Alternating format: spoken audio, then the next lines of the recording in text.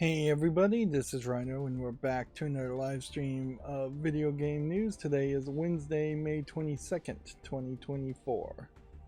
Let's see, yep. So, doesn't seem like we have much new news. One sec. My Xbox controller is upside down on leaning on the control stick, so that was going to cause it to pop up the Xbox controller interface all the time. So yeah, I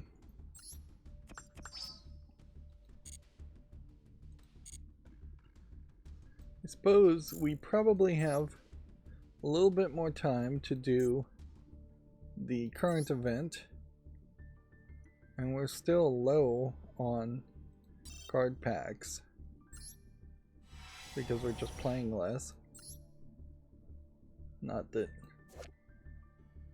getting any of these cards matters. Inherently, for like 2 years since the launch of this game, that this has always been the problem with Yu-Gi-Oh! Is that getting the Master Deck, Master Duel cards, or the Legacy packs in particular,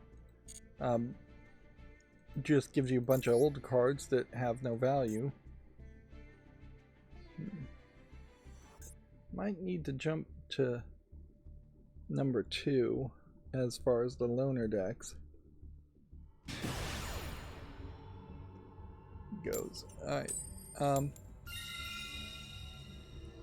for the catch-up section, I will say I'm still playing Fallout New Vegas. As I finally have just been forced to move the main story forward, I've recognized that I've messed up quite a bit in my New Vegas playthrough. You should really see Mr. House, as the game indicates, the second you get into New Vegas. Which it definitely feels more like as soon as you get into New Vegas, you're far enough in the game that you should just consider that the beginning of the final act, or a new act at least. Mr. House is going to walk you through several actions and give you quests, so you're just gonna miss out on XP and quests if you don't talk to him first. There is weirdly some points near the end of the final act where you start to have to make decisions, and so playing all sides falls apart, which I entered the whole game really not wanting to play all sides and just wanting to pick a side at the beginning, and you definitely cannot play that way if you want to get anywhere close to max levels.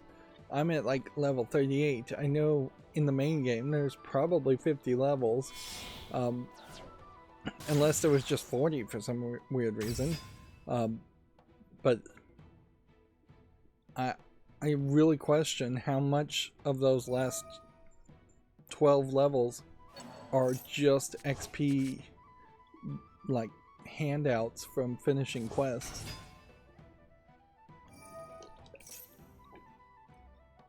And there's straight up some spoilers that you're just gonna need, and that the game is very bad about guiding you in certain directions or warning you about certain actions. You basically need a companion walkthrough to know which companions to have in what places, who might have some side quests. And it definitely feels like near the final act, if you want to get XP, and that's really all you want to do as a gamer, like, role-playing breaks apart completely in most games when one choice gives you 100 XP and the other choice gives you 500 XP. So if you just want to get XP, you can't really roleplay as the good guy, and so fairly quickly if you don't know that you're supposed to save the one favor from the king, for instance. There's this whole quest where the king is going to offer you a favor right before you would enter the New Vegas Strip. Honestly, if you hadn't been there before, and there's just no indication to keep that favor or use it later, and then you're going to need that favor later, or you're going to have to kill somebody, and if you kill somebody, then you fail the quest, and there's not a real indication that that's what was going to happen.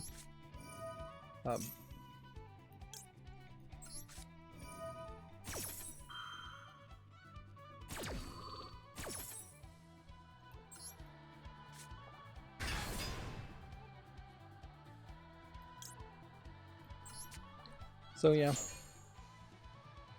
it really just feels like a very rough experience.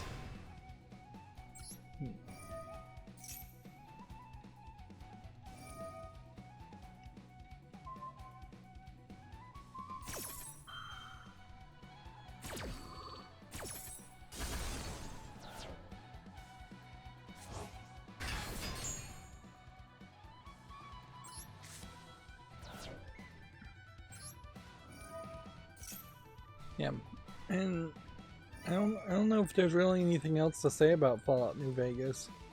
I really don't know why so many people like it.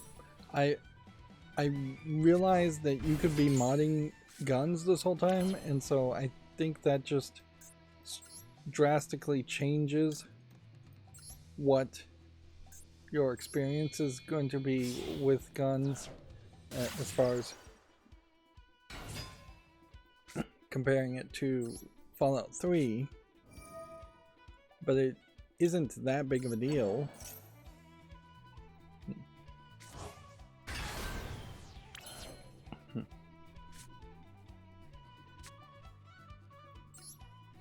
See what we can reborn here.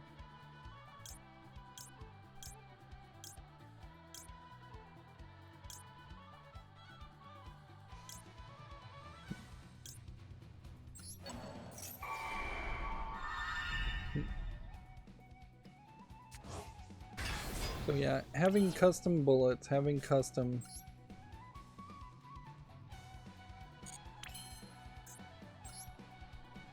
See if there's anything here that would be stronger.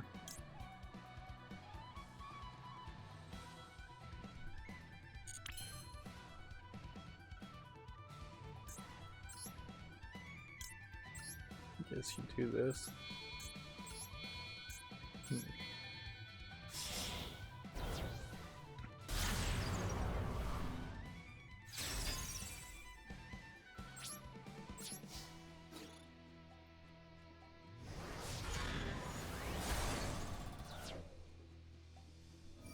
Yeah, I guess I just have no enthusiasm for Fallout New Vegas. Like, I found that there was a area across the Colorado River where you could actually swim, and you could find a little alcove, not really a cave. There's a lot of those in the game where it definitely feels like those should be caves to lead to more labyrinths. There's very few buildings or caves that would be labyrinths for what you would compare it to in Fallout 3. Most of the locations in Fallout 3 are way better than New Vegas. I would say maybe the factions are more memorable in Fallout New Vegas, but that might just be the case that I played Fallout 3 a long time ago, a year or two ago, and just don't remember the factions. But yeah, you see more factions. I'm not sure they all matter, though it may very well be better to just have random raiders and not have them labeled as a faction like Fallout 3 does, compared to New Vegas, which has several factions, but then near the end in that final act you're going to have several people that want you to just kill everybody in the entire camp of a faction. And so you're working your way up to what is just going to be this mutually assured destruction, where at best one side might win, but there is going to be massive human fatalities otherwise. And they sell it very much as an argument against philosophies, but the philosophy argument doesn't really work, because you have a autocrat in Mr. House, self-proclaimed autocrat. You have a probably corrupt democracy, although they do a terrible job showing it in the NCR. And then you have just an insane empire built on crucifixion and slavery and sexism, which the sexism part doesn't even get emphasized enough. They try to show Caesar and his legion as being sexist because they enslave women and don't have them as warriors, but it's hard to really make that seem so bad when the creators of the game also have on the strip just plenty of go-go dancers, stripper type dancers around, and there's plenty of prostitution all on the strip too. Fairly unregulated prostitution, but yeah. So what they could have done is they could have easily made the NCR more of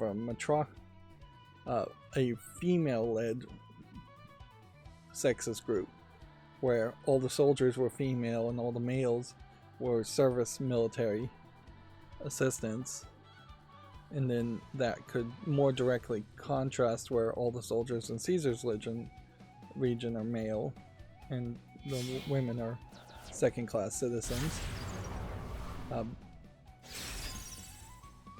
But yeah, I think Bethesda had a very tight control on what the NCR could be and what they would do, and it just feels like it is a clunky story that you would expect from a game from that era.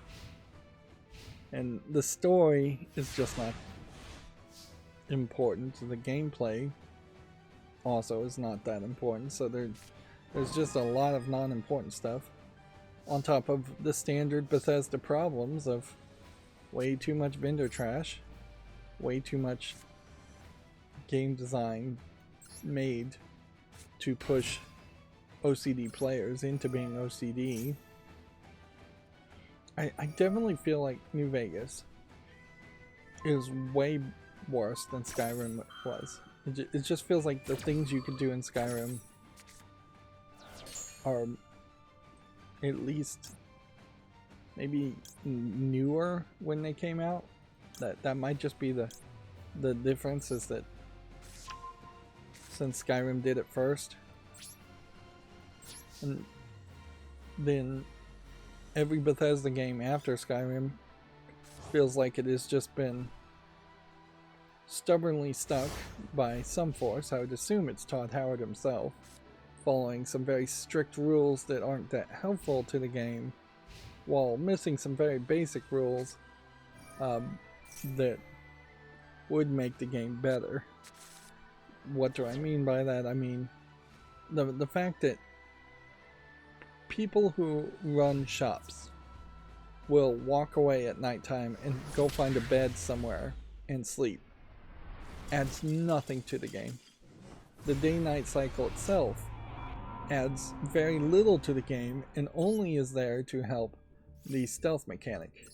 The stealth mechanic of the game, to sneak around and be a thief, doesn't get implemented well enough to exist in Bethesda games, really. And then once you get away from, hey, we're gonna not make this a role-playing game where you can play as a thief class character, which you really never could, into just you're going to be an action hero that's in a run and gunner, you get into a much better experience. And so I get into these weird comparisons where it sounds weird at first, but it makes all the sense in the world. That Borderlands 1 in particular is just a way better experience for a light RPG game with quests and with different character classes that you select at the beginning in Borderlands. It would be nice if there was a Borderlands where you could switch character classes just based on your actions or your equipment. But the fact that Borderlands is much more linear, it's much better with having quests not overlap each other or not matter if they overlap each other. Borderlands has a shopkeeper in the vending machines at the entrance of every location. Borderlands bazillion of guns algorithm makes every single item feel interesting. Borderlands has much more limited amount of items you can carry. You really are just carrying guns and only guns in Borderlands. Maybe a shield mod, maybe something like that, or a grenade mod. Borderlands has 2 currencies, where Fallout New Vegas really has 4 or 5 currencies in just actual currencies. That's not even to talk about all the vendor trash. There is no need for bullet crafting in Borderlands. There is no need for heal crafting or any other kind of crafting, so that eliminates a system that's unnecessary.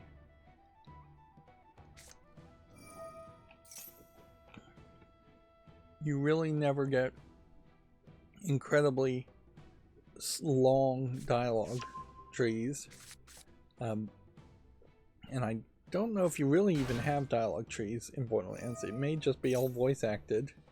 And I would, in almost any game, trade dialogue trees for good writing with decent voice acting. It doesn't even have to be great voice acting. The voice acting in New Vegas is also pretty horrible, in that it seems like they just hired Morgan Freeman and maybe 2 real voice actors to do all the voices in the game.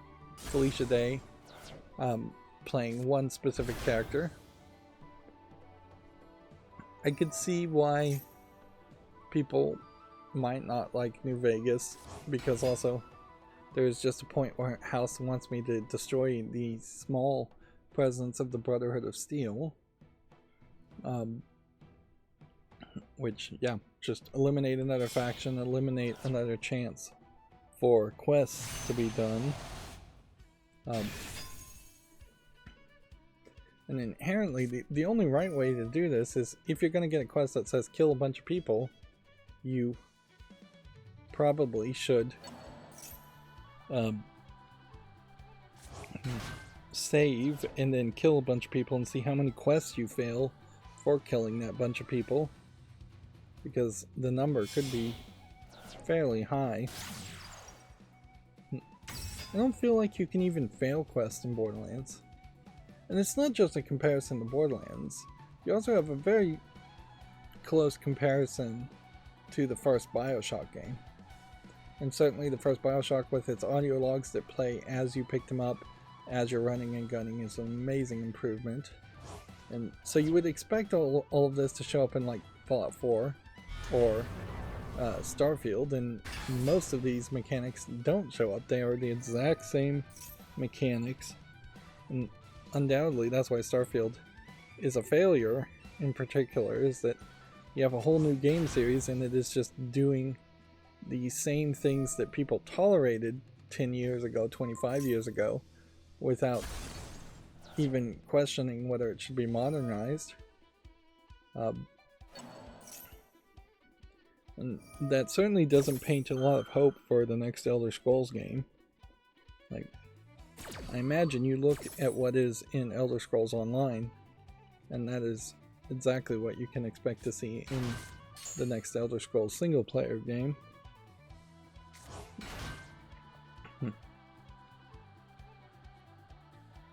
And I don't feel like the success from the Fallout TV show really is going to fix any of that. It may encourage Microsoft to stick a boot up the butt of Bethesda so they actually would turn out a new Fallout game faster, but unless it's some kind of spin-off game, or unless it is handed over to a company that was given a lot more freedom than Obsidian Entertainment was given, I just don't think it's going to be anywhere well received.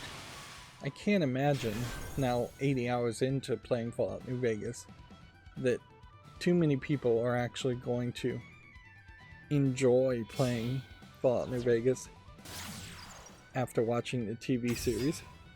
There's a whole card game in New Vegas called Caravan that they never explain, in the same way they don't explain gun mods.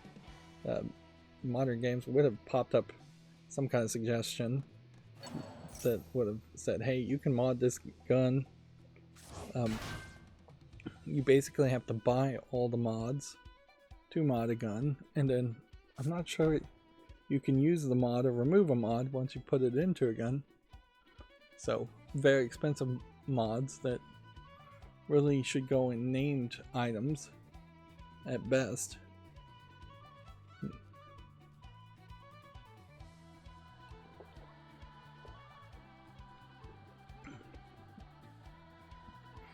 There's not enough enemies in New Vegas. You see rad roaches like once, and maybe that's just because I'm playing it on very easy.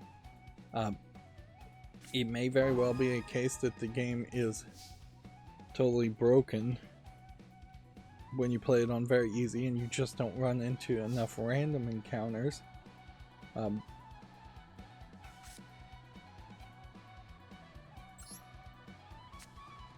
is a possibility. But yeah, and it is kind of ridiculous that I could find what was 3 large groups of death claws and manage to survive them without any companions and not wearing power armor.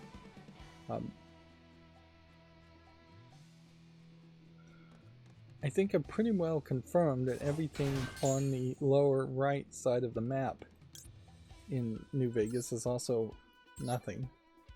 So there's just edges of the map in particular that feel like they are cheating or pretending like the map is bigger.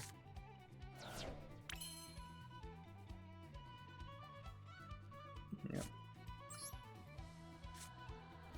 So yeah, my enthusiasm is not high and the complaints are piling up as far as New Vegas.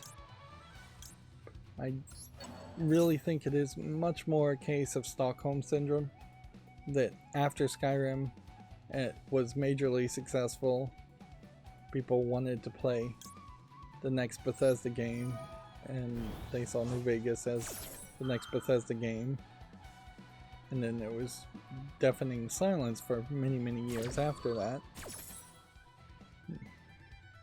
after Skyrim and Fallout 3. And certainly my experience with Fallout is a different one because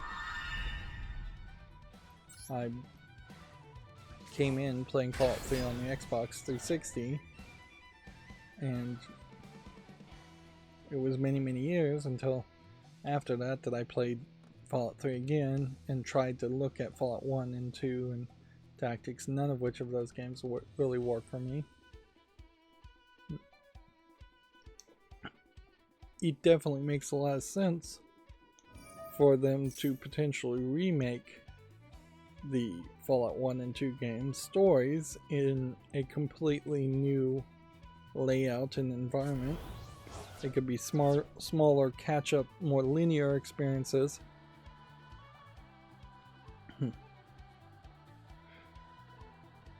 Certainly.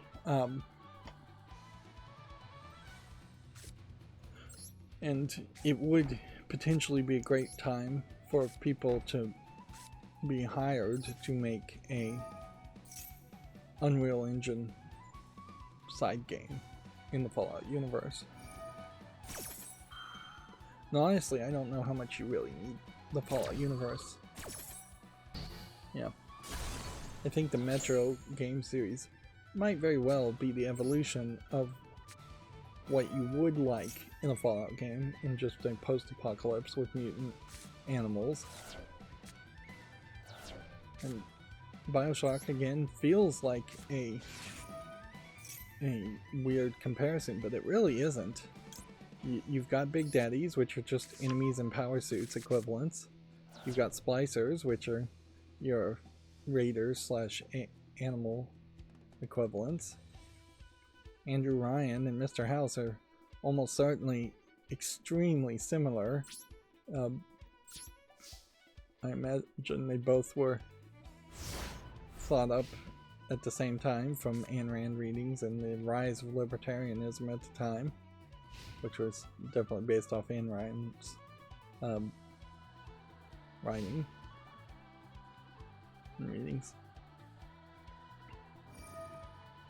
It is very weird that what effectively was a political movement spread so widely amongst the rich and the elite, and even low-level rich and elite such as game developers, that it definitely had an influence for an entire generation of games.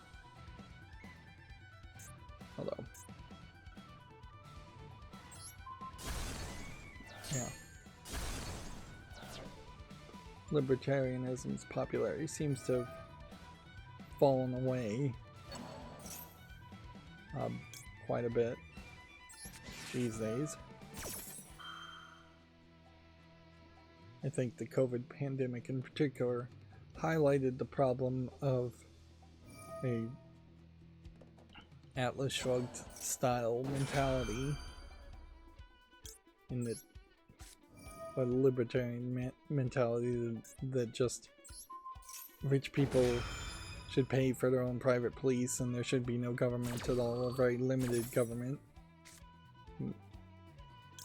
That mentality falls apart when you have evidence directly in your face of a major pandemic that could not ever possibly be handled by private entities and private actors. Even Bill Gates's money, or Amazon.com, Jeff Bezos's money, is not enough to fund and to constantly be funding something like the CDC. And even the CDC is not funded well enough to privately search out for cures or vaccines or whatever. And that is another issue that should be corrected.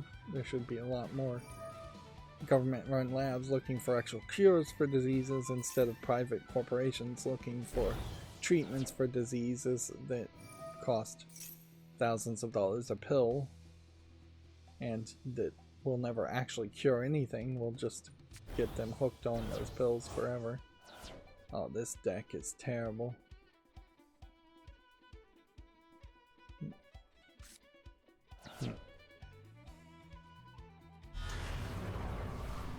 So yeah, I'm really running out of things to say as far as Fallout New Vegas.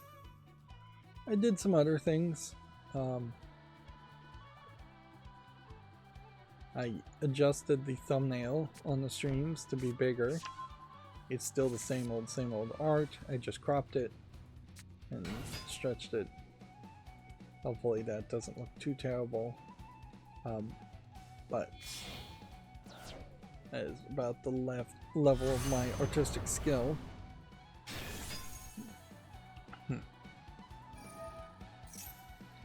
Yeah.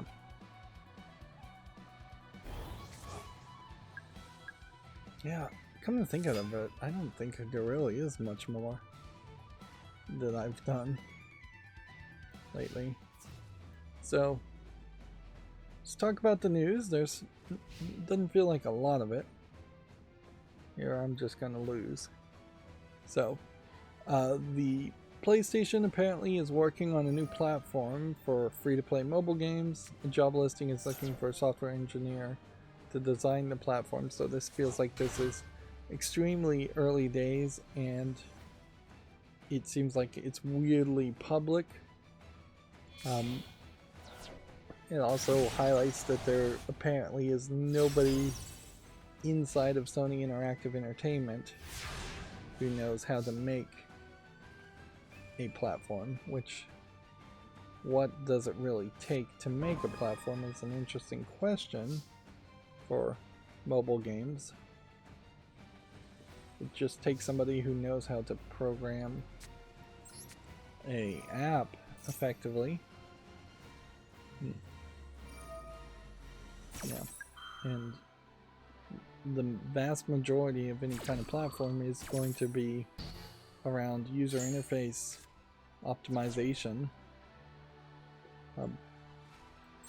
This guy's taking forever. Why is he not just taking the win?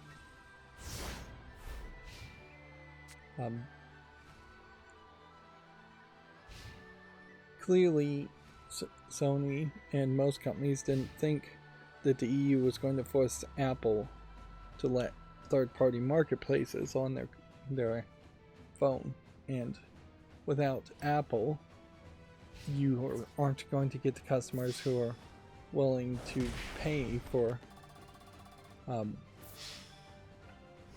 anything, microtransactions, or pay for games outright.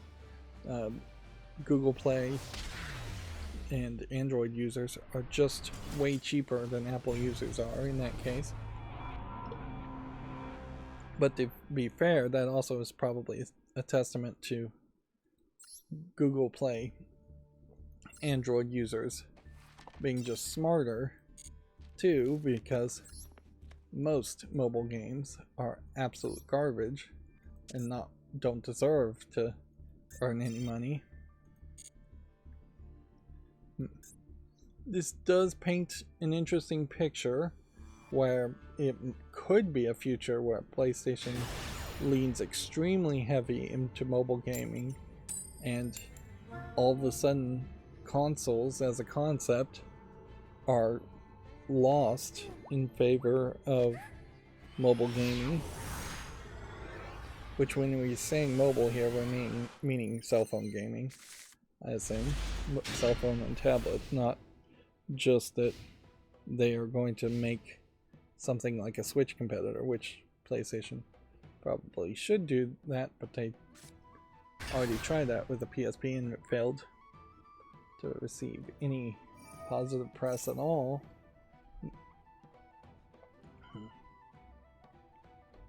Yeah. And at a certain level, this might very well just be for a lineup exclusive to Sony Bravia cell phones or Sony cell phones that may only be sold in Asian countries and not around the world. So yeah, there's a lot of possibilities there, but it definitely feels like it's early days if they're just hiring.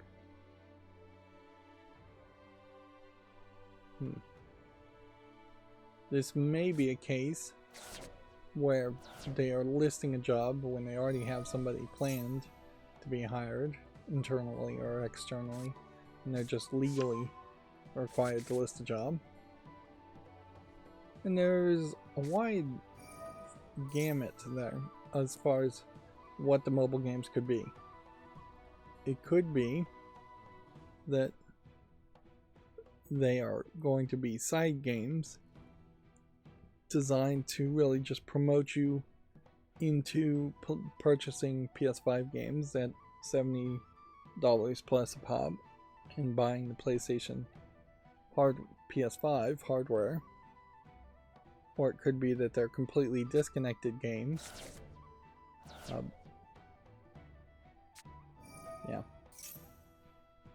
And it's not a dumb thought for both Microsoft, Nintendo, and PlayStation, for all of them to have mobile game stores and start to think of that, because you definitely have an audience of some generations of kids these days that are going to grow up playing games on their cell phone, and when they think video games, They are going to first think cell phones before they're going to think consoles. And there is a danger that a lot of the kids that play on cell phones are just going to be used to that less polished experience of playing a game on a cell phone instead of having a lockdown operating system like the consoles do. And as such, they may be more willing to jump over and eventually grow up into PC gaming, which would be fine for me as a PC gamer, but yeah, consoles don't want to lose that audience. Everything and anything is up in the air at the moment, I would say, for PlayStation, with its two new CEOs. There might be one CEO that does one thing, while another CEO does the other. This is an interesting PlayStation logo they have here as a mock-up. But yeah, there could be a lot of things just getting greenlit with the new CEOs as projects that the new CEOs want to take the credit for, while they may just cancel a bunch of old projects that were in the works.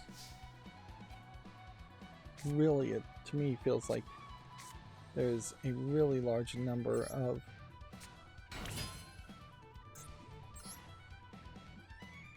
like missing games on the PlayStation as far as first party and second party developed games. I definitely would have expected more.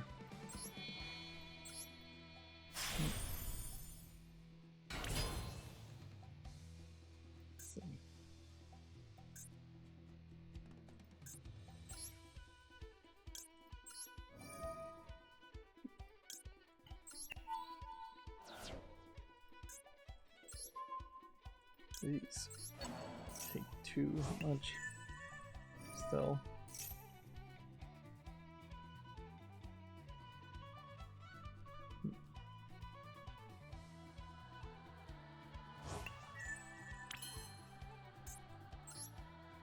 This guy's going to keep on chaining things, I think.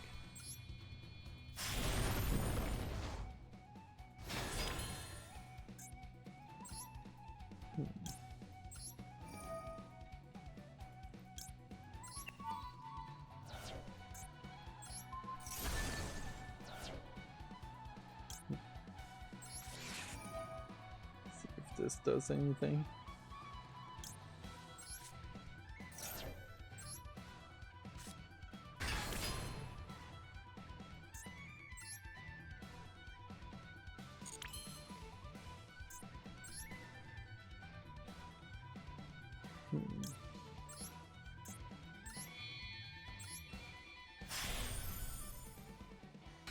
Yeah, and the only reason you would cycle through all of these transitions is because you're searching for enough things to be in your graveyard.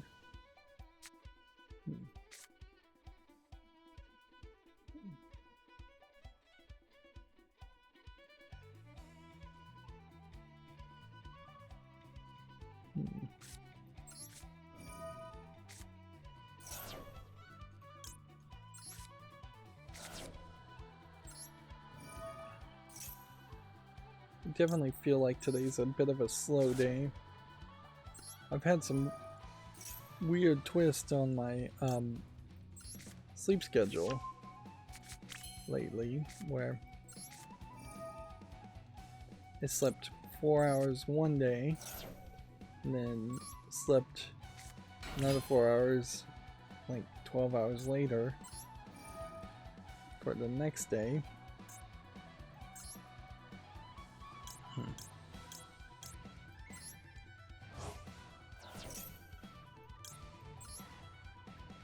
So that just created a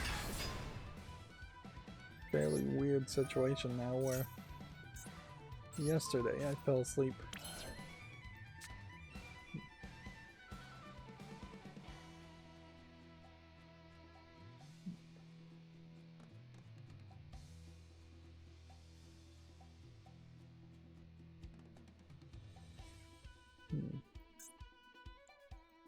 that's about as much as I can do. That won't destroy that. That one can attack directly. See if we can summon Zeus now.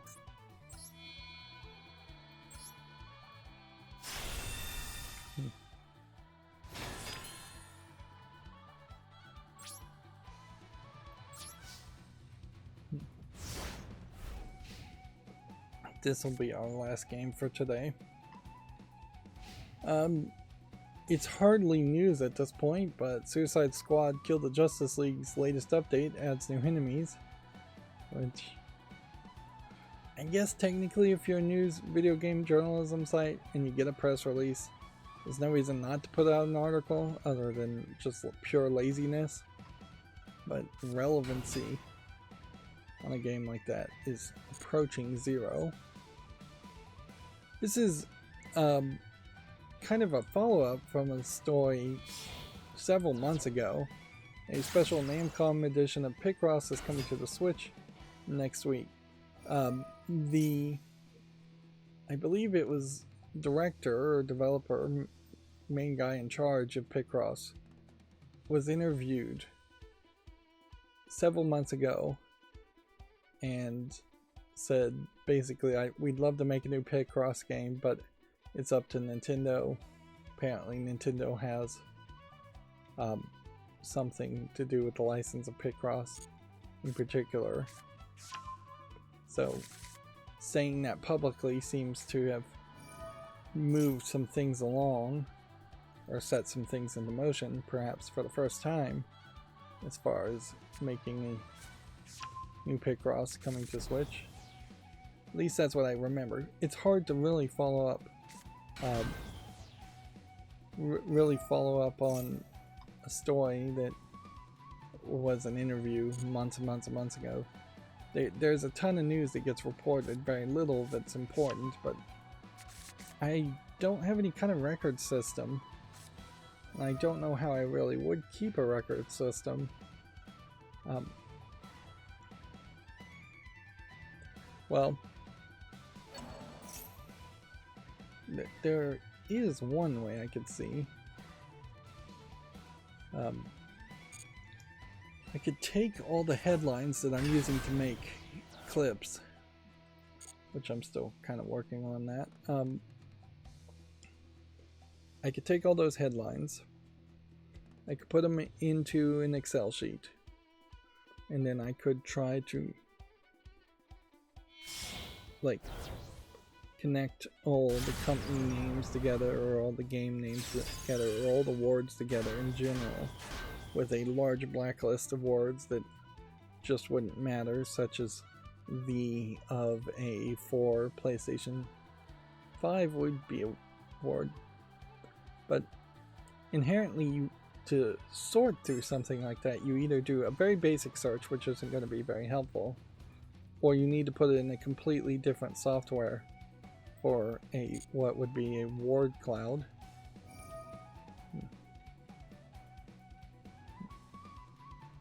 Let's see.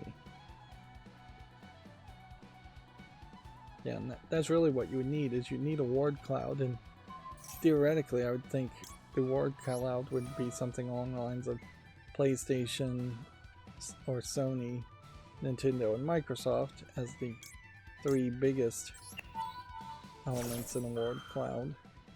And then you would have a whole bunch of other subclouds talking about PlayStation 4, PlayStation 5, Xbox Series X, Xbox One.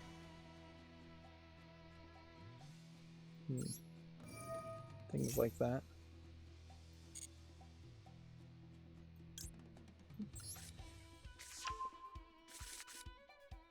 Weird. That didn't destroy this.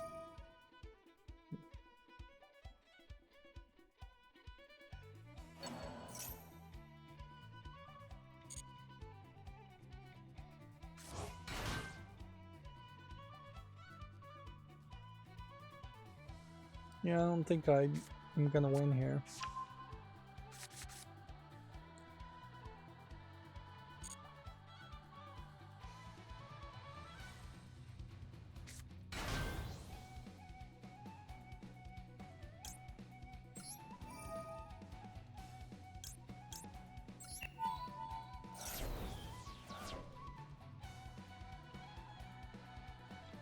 I saw the trailer for Multiversus.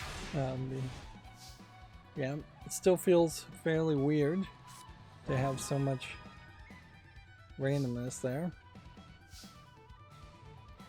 Let's see if this works. Nope. That doesn't work either. Let's see if we can activate this effect.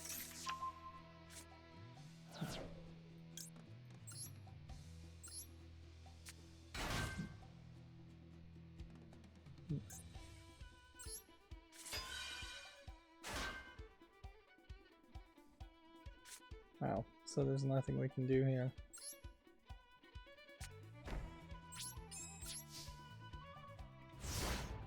So yeah, the Multiversus Studio has explained its new Battle Pass currency free rewards for returning players.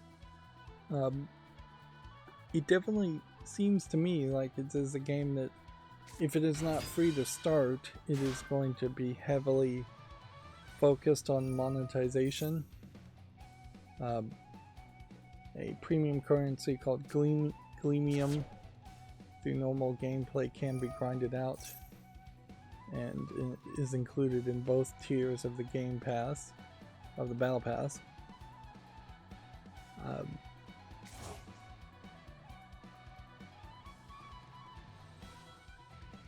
Previously, in the early access or the first release of the game, Gleamium could only be purchased. People that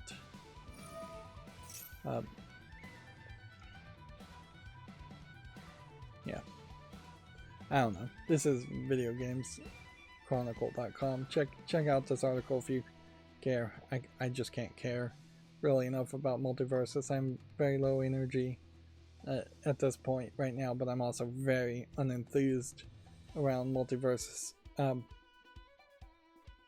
Inherently, they've got like the best of the kind of characters they could get, and it still just does not feel interesting to me that I would want to play Multiversus. I barely even want to play Smash Brothers in reality. I don't go out of my way to play Smash Brothers. I haven't played Smash Brothers probably in a decade. And the characters, for the most part, in Smash Brothers aren't that interesting. I think maybe I'm just getting old at a certain level, and the idea of playing pretend and having different characters from different video game series or different forms of entertainment, cartoons, fight, feels very much like what an 8-year-old would discuss with another 8-year-old. It feels very much like a comic book nerd. Can Superman beat Batman if Batman had infinite preparation? Things like that. Stupid arguments like that. I think the concept of an arena fighter itself is a decent party game, but I don't know, I don't go to that many parties, so. And generally, if you're at a party, you're not pulling out a console to play video games. Yeah.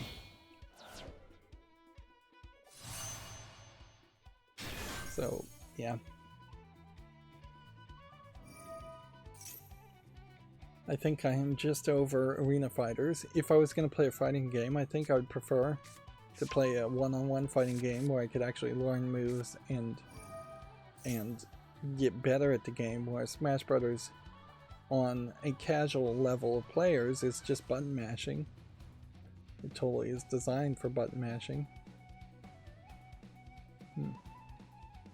And I guess at a certain level, if there was going to be an arena fighter that caught my attention, it probably would be where those kinds of arguments make the most sense. It would be Marvel, DC, or Dragon Ball Z, something like that, where it's maybe animated characters from different fighting series fighting each other. But we've seen games like that, and they always put more care into making games like that. It isn't just a arena shooter.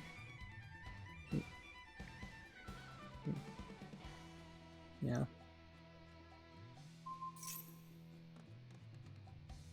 YouTube is still very much promoting itself to advertisers, making a big push.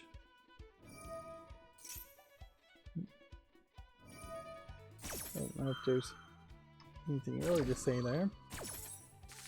Libretto has put out a bug update on the Apple Store, or the Apple App Store, for fixing PSP scanning, HDR screenshots, net play, and then they crash in Mupen 64 Plus next. Then they've added several new engines in this list here. And they're going to, I imagine, continue until they have all the engines ported over to working on the Apple chips and Apple OS.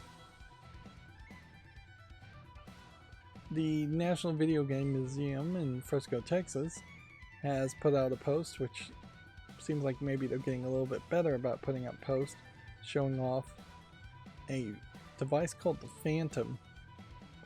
I don't recognize this device. I don't think I've ever heard of it before.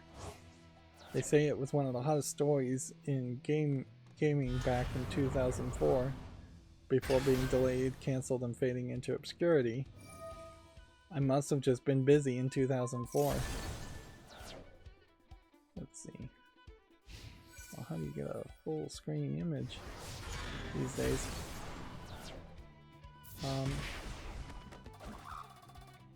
Well, this is weird. I have been noticing that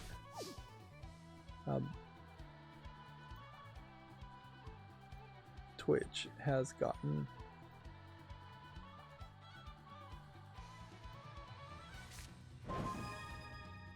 like Twitter, not Twitch, has gotten bad about changing its interface and trying to update things. But yeah.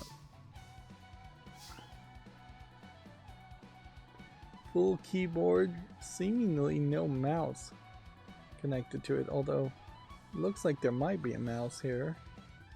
It seems like this keyboard might spin around and be designed to be on a stand at all times.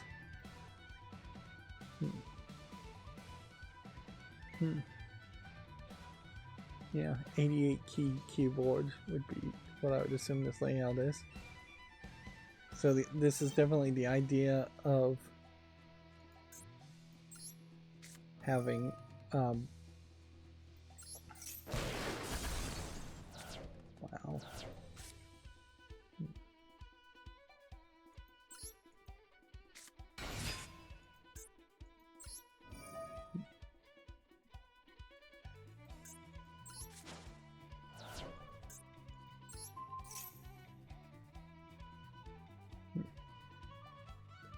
Yeah, knowing nothing about the Phantom, it definitely feels like it is an early attempt at PC gaming. Any time where PC gaming would actually make sense.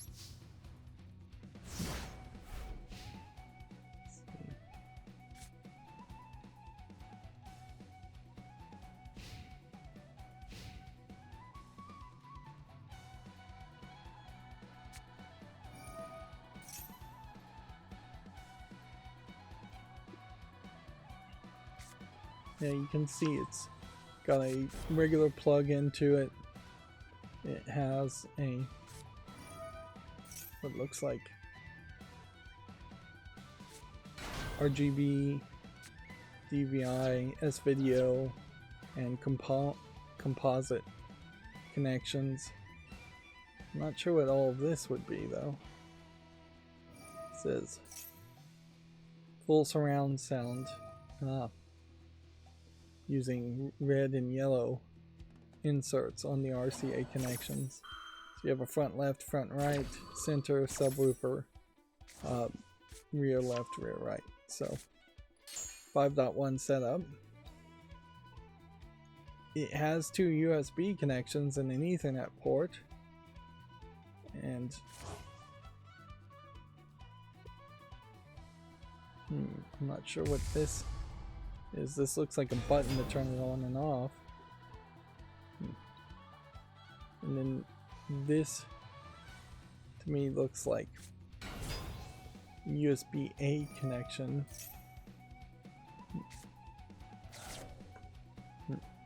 So no optical from the looks of it. So I would say for its time, this may not be S-Video out. This may actually be... No, it's pretty much gotta be S-Video out or something like that. It might be some kind of proprietary connector for video, or even a pass-through connector for video in. They did make some things like that for PCs back in the day.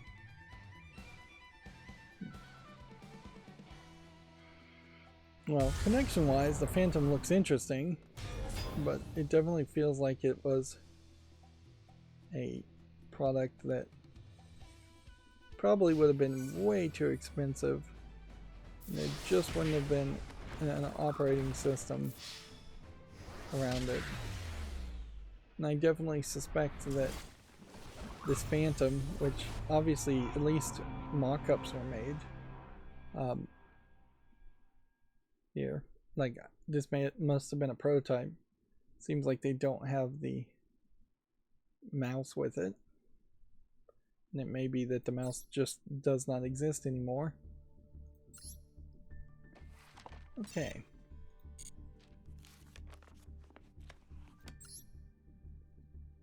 So, we're pathetically slow. Like, if I lost 2 more games and one game, I could get to this point. But I really only have Friday's stream to get this done. Otherwise, I'm not even going to get halfway through this event. And frankly, I kind of can't care enough to really play extra.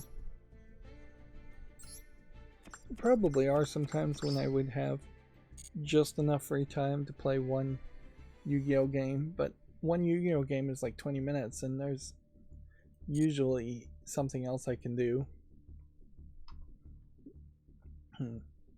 Activision, now just labeled Activision on Twitter. I don't know if it always was labeled that way, has tweeted out that their product evolution is a testament to their commitment of accessibility and innovation. High contrast mode alleviates the visual barrier for players with low vision and color blindness, developed to open gameplay to players with low visibility. So this is the month in which the companies are trying to pretend like they care.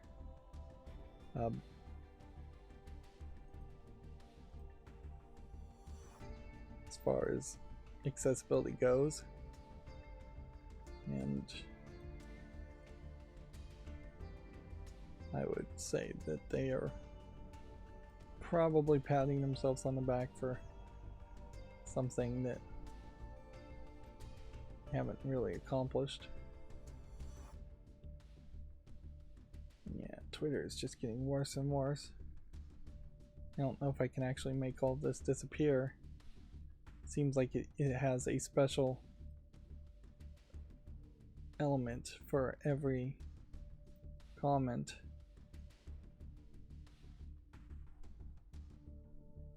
And you can see how all these elements here are just random CSS identifiers. That is done intentionally to make it more difficult to change the view and make the picture bigger. Probably, maybe I just need to zoom in a little bit. That might also fix it. And here they have a heads-up color palette versus several specialized names of different types of color blindness, and then you can select specific colors for specific elements, and then they're showing you an example on the map, which in fairness that does look like a pretty decent system. I still would argue that you could and should just have lookup tables that are system-wide, where specific colors are always going to be mapped to a specific different color. Because while Modern Warfare 3 may have a good system for swapping out certain colors for people who are colorblind, the colors will be different, or the way of setting that up is different, and you basically need a sighted person to set up the colors in some cases. So yeah, system-wide lookup tables. Honestly, even like SteamOS and Windows needs a system-wide lookup tables. There has also been some major complaints, though, around players who are perfectly well sighted getting an advantage by just playing in high contrast mode. And there has been complaints that even people with colorblindness may have modes like this and get an advantage, since your ability to spot and see the enemy directly influences how fast you can target, or how easily you can target and shoot an enemy. But yeah, you take note, you never see Activision or any other video game company retweeting any kind of activist organization for colorblindness. Nobody other than Activision themselves gives Activision praise, so I can't think that they're really doing that good of a job. And yeah, inherently I think the vast majority of gamers would prefer just Modern Warfare 3 to be a better game overall, instead of them spending extra energy making posts about how good they are, how virtue signaling they are, this is all this is virtue signaling. So in the previous story, we had PlayStation having a job listing to make mobile games. Here, plus PlayStation London has officially shut down. Let's see, they worked on SingStar games and VR titles like Blood and Truth and PlayStation VR Worlds. This very well may show that PlayStation, with its two new CEOs, is done with VR, which makes a lot of sense. They won't ever be fully done with it. It definitely makes a lot of sense that you would always experiment with VR. I imagine Valve is always going to experiment with VR, but it really is just something you spend the minimal on and you experiment with it, hoping one day VR would just become cheap enough and usable enough that it might actually happen. We still are at a point where augmented reality glasses would make a lot of sense, but augmented reality glasses start at $500, and a good pair probably is closer to $1,000 or $2,000. And even for buying a TV, that's too much these days. And TVs can be shared amongst multiple people. But yeah, at some point, if it is $75 to add augmented reality glasses, that'll be the price point when it starts to happen, and you'll see things like the Nintendo Switch with no screen, and you'll just be putting on glasses, which for small screens that makes a lot of sense. I think there's very few people looking over the shoulders of other people while they're playing on a Switch. And frankly, you could just have a second pair of glasses in that rare case, if they're only $75 each. Hunt Showdown is dropping PS4 and Xbox One support in August. Apparently players will be able to upgrade to the new PS5 and Xbox Series X and S versions for free of charge. That is definitely the right way to do it if you're going to drop support. Although that still does not really do anything for people who only own a PS4 and Xbox One. Yeah. You are leaving people in the lurch quite a bit who haven't upgraded. Amazon Games has opened a Bucharest studio to support development and publishing ambitions. It's important to point out Amazon Games has not successfully released a single game yet, and it definitely didn't feel like they were making any real good progress with it. At some point, if Amazon was running out of money, I think they would probably just abandon Amazon Games and abandon Twitch, because the general idea, I imagine, as to why they own Twitch is to either be able to put ads on Twitch streams and sell Amazon products, or to eventually sell Amazon games to Twitch viewers. Of course, Twitch could really improve itself a lot, and should really improve itself a lot before Amazon Games actually releases something. And there definitely is a question as far as what kind of games they are even trying to make. Are they just going to be Amazon Prime Video type games based off of Amazon Prime Video content? Or are they going to be just random mobile games? Or are they going to be console games or PC games? Yeah. Are they going to be AAA games, single A games, AA games? They can't be indie games. A new Modern Warfare 3 multiplayer map shows Paris and Tokyo, which I guess you can really just make maps anywhere for the multiplayer, and doesn't really have to be connected to any kind of story. This would sound like it's big news, but I'm not sure it really is that big of a news. IGN Entertainment has bought Game Industry. I assume that's GameIndustry.com, Rock Paper Shotgun, and other gamer network outlets. And then they've also laid off an undisclosed number of gamer network workers in the UK. Yeah. All of these conglomerated mainstream video game journalist sites, though, have been pretty terrible for at least half a decade, if not way longer.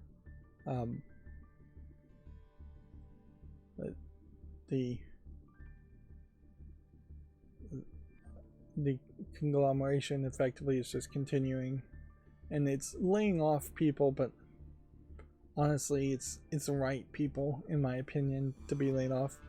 Just bad game journalists who aren't good at doing the very basic thing of reporting, or staying objective, or not becoming biased, or not being bought out. Now, this conglomeration isn't in any way to sing the praises of IGN and management, because they're awful too. They want to replace everybody with AI, and they want to get rid of any real news reporting or editorials, which mostly the people getting laid off wanted to do editorials that barely had anything to do with video games. They want to replace that with just listicles and walkthroughs. How Long to Beat and Humble Bundle. I don't even understand this headline here. This is from GameDeveloper.com, not to be confused with Game Industry. IGN purchased the entire family of websites, Rock Paper Shotgun, VG247, and Dicebreaker. Previously, the Ziff Davis published subsidiary had purchased How Long to Beat and Humble Bundle. So I would assume IGN does not have How Long to Beat and Humble Bundle, two websites that aren't really news sites, in my opinion. I don't think they they report news.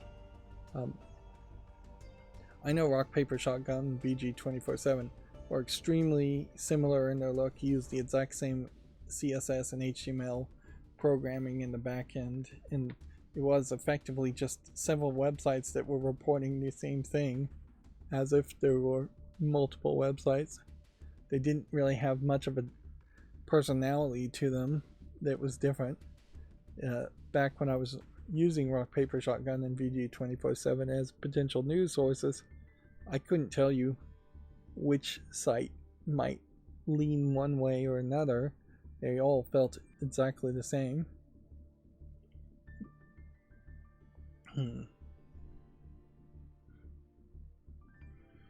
Inherently, this needed to happen, and this was going to happen. There was just way too many websites about video game news, considering how you can just get video game news directly from the source. The vast majority of the news I can get directly from just following video game companies on Twitter. It would take a little bit more work. There are still sites that I use, obviously. VideoGamesChronicle.com, GameDeveloper.com, and Gamatsu are my three news sources. With that, I get a lot of redundancy, but I get almost everything covered, it feels like. There aren't big news stories that I miss. You can also just follow like quality gaming content Reddit subreddit, or the gaming Reddit subreddit, but that subreddit's too big and it's not really as good.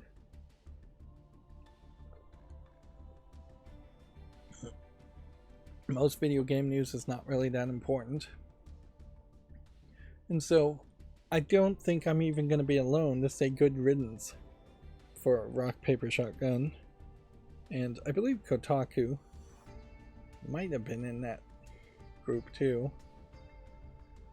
It is really just going to become a question more about, will these mainstream video game journalists go find other jobs, or will they continue to try to be video game journalists?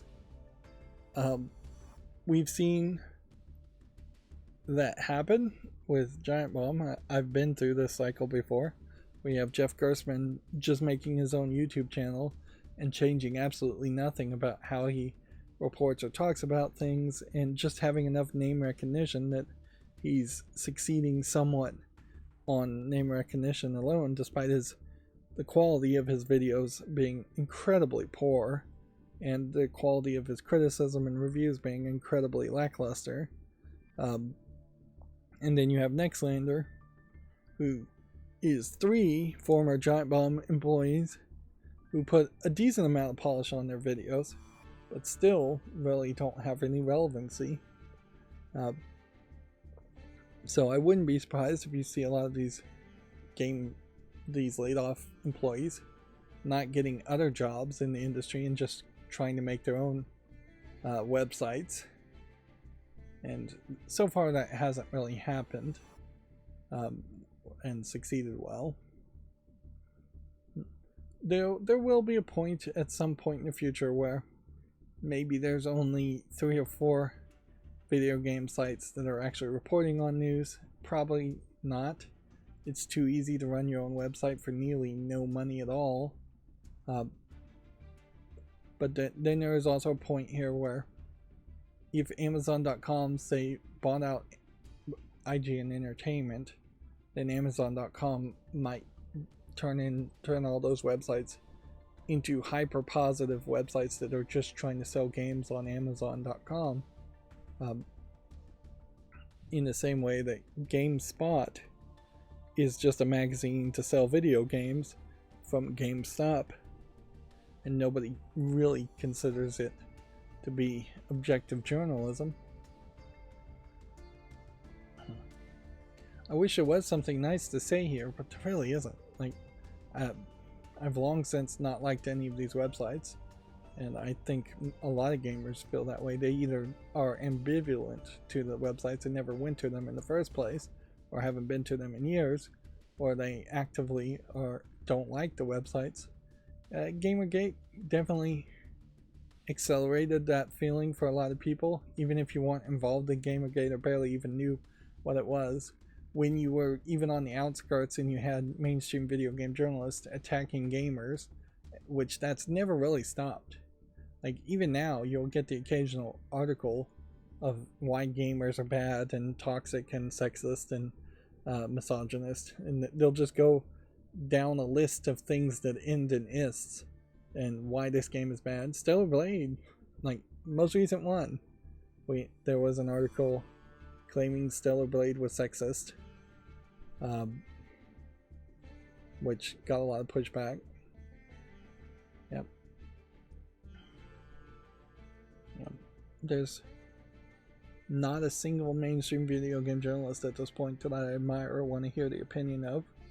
At some point I would have thought Adam Sessler would have been somebody I wanted to hear from, but he went crazy, or was always crazy as far as I can tell.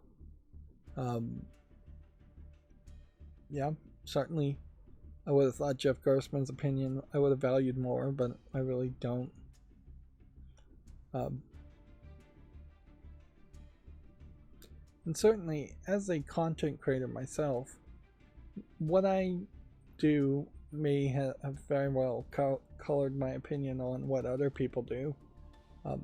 My long plays where I'm just constantly trying to criticize and hyper focus on very specific elements of the game instead of trying to make a general review of the game.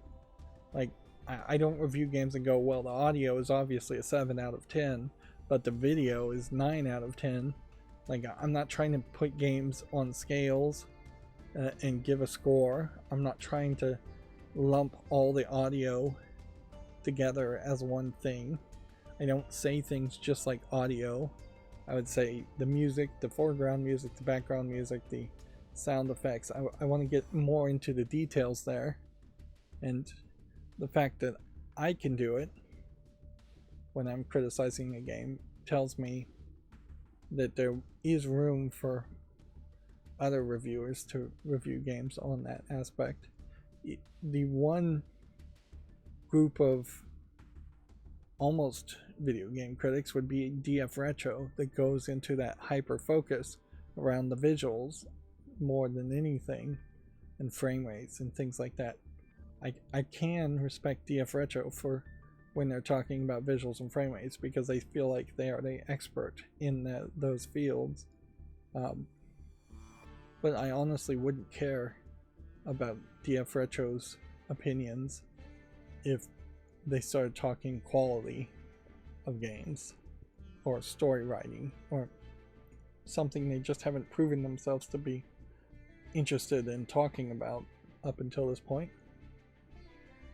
So yeah, like I said, this sounds like it should be big news, but it really isn't. It's just more evidence that the mainstream video game journalism was a bloated mess for years and years and has gotten away with it, and now we're going to see layoffs, and eventually I think that is going to lead to a leaner, more hopefully better quality of mainstream video game journalism. Speaking of reviews, I generally don't care about Video Game Chronicles reviews, but they have a headline here saying Hellblade's 2 masterful presentation is let down by dated gameplay, giving it a 3 out of 5.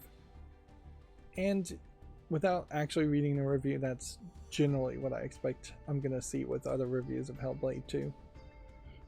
I kind of do think that the move for Microsoft is to take the studio that made Hellblade, Ninja Theory, I believe that is, and just make them a third-party back-end animation studio for every other Microsoft game. Yeah, visually immaculate, chilling sound design, strong central performance, boring puzzles or negative paper-thin combat, in a meandering narrative is negatives. So, yeah, if these kinds of visuals were the next Fallout game, that would be interesting, certainly. if this is what the next Modern Warfare game looked like, that would be interesting as far as visuals. And then let the writing be done by somebody else. Let them do audio, I guess. And let them do voice acting. But just let them be good at what they seem to be passionate about. Now, my one caveat to this is my concern is that Ninja Theory loves to have a female protagonist in their games, and they may really struggle to make to have passion to make good video if they aren't passionate about the protagonists in the videos. And you know what, at a certain point, either you make them do the work and they do it well enough, or you fire them and shut down the studio, because a Hellblade 3 cannot be made with the where it looks great and plays terrible. Gamers are not going to fall for that a third time, and we aren't going to accept going back to a world in which games have amazing cutscenes but terrible gameplay. And if they really wanted to do that, they should just get rid of the gameplay completely and make it a more visual novel type experience, or a live action game type experience. You are crossing a line, or getting very close to the line where they are just scanning full images of humans and not really animating much at all. Which, yeah, with mocap and just capturing the action of actors, at a certain point you are just doing photography and not animating or artistically creating much of anything. Next Doom game looking like this would be great too. Yeah, I could probably go down the list of every game that Microsoft owns the rights to as far as in intellectual property. Great graphics would work good. You could have even a real-time strategy game and have great graphics, and it would work fine. At the very least, you could have this company making all your trailers instead of making video games. Yep. And here's a story that really shows that it isn't really a case of mainstream video game journalism going away, because Rolling Stone has launched a game vertical to help with the help of the Saudi Arabian state-backed investment fund, which, yeah, we still are seeing Saudi Arabia investing in games here and there, although so far they haven't really been noticed to be influential on gamings. I think the weirder part here is that you have Rolling Stone covering gaming, and I'm not a music fan, so I can only speak very roughly on this term, but it is my understanding that Rolling Stone is effectively not 100% liked by fans of rock and roll, and it's more just a list of rock and roll bands that the editor likes of Rolling Stone, or the owner of Rolling Stone likes. Now, I might be confusing Rolling Stone here with the National Rock and Roll Hall of Fame. Yeah, I think I am, but I wouldn't be surprised if it is the same for Rolling Stone. Yeah. I guess it's best to say, just ignore what I just said and say I have no idea how respected Rolling Stone really is. They would have to certainly start over from zero as far as how respected they should be around gaming. There are a few games that feel like rock and roll, but not enough to make a whole gaming vertical around it. This may very well be an admission to that a magazine company like Rolling Stone, which is probably more of a website company these days, isn't going to maintain relevancy with the next generation. Kids these days listen to pop music way more than they listen to rock and roll. So yeah, this is Rolling Stone fighting for its survival into another generation more than anything. It definitely will be interesting to see Rolling Stone articles potentially pop up. But we've already seen this happen too, in that I believe it's the Wall Street Journal hired one video game news reporter who actually seems like he does a decent job, and he puts out articles that didn't get retweeted by everybody else or reprinted by everybody else. And that may be the way forward, is that we will slowly start to have actual names of actual reporters be recognizable, and they may actually be doing news, the real independent investigative journalism that needs to happen more often, I suspect, around gaming, where then the vast majority of everybody else is just going to put out press releases and whatever effectively ads for new games. We also have what could be a big deal, but I'm not sure if it really is as big of a deal as it sounds, in that the Arrowhead CEO has stepped down to focus on a role as the chief creative officer. The former Paradox executive has been appointed CEO to take care of the business side of things. I wonder if this isn't something that is being forced on him because of shareholders, or if this isn't some way of steering the ship better with PlayStation and Arrowhead Studios. Yeah. Certainly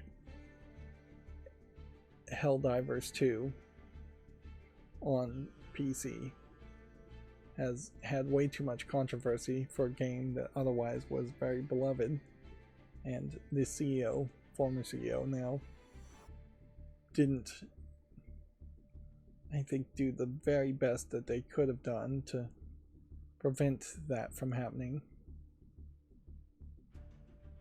It may be very much the case that Sony owns a controlling share at Arrowhead and forced the CEO to take a demotion.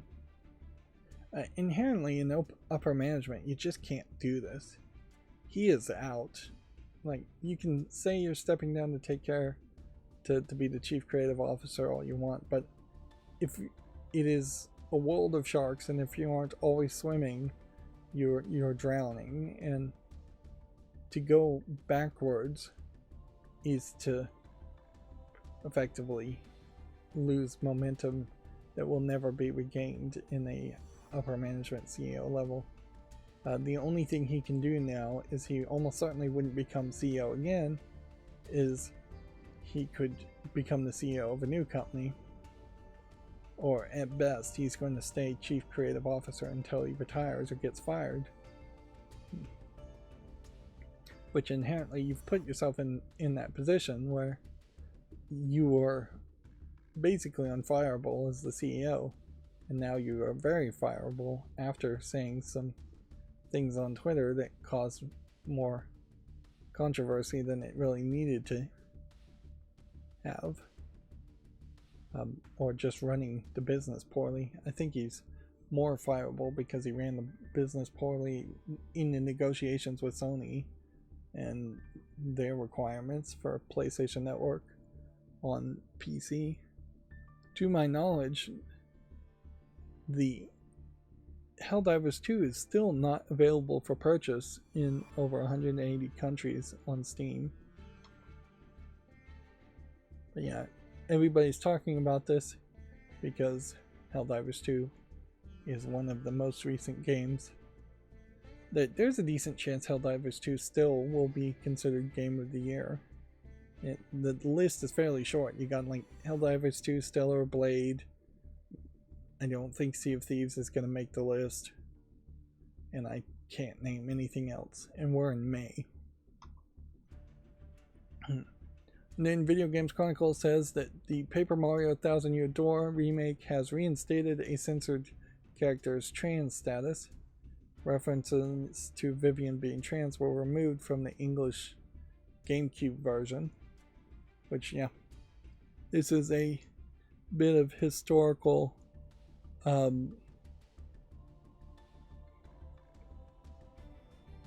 bit of censorship that is fairly well known. Now, I might take some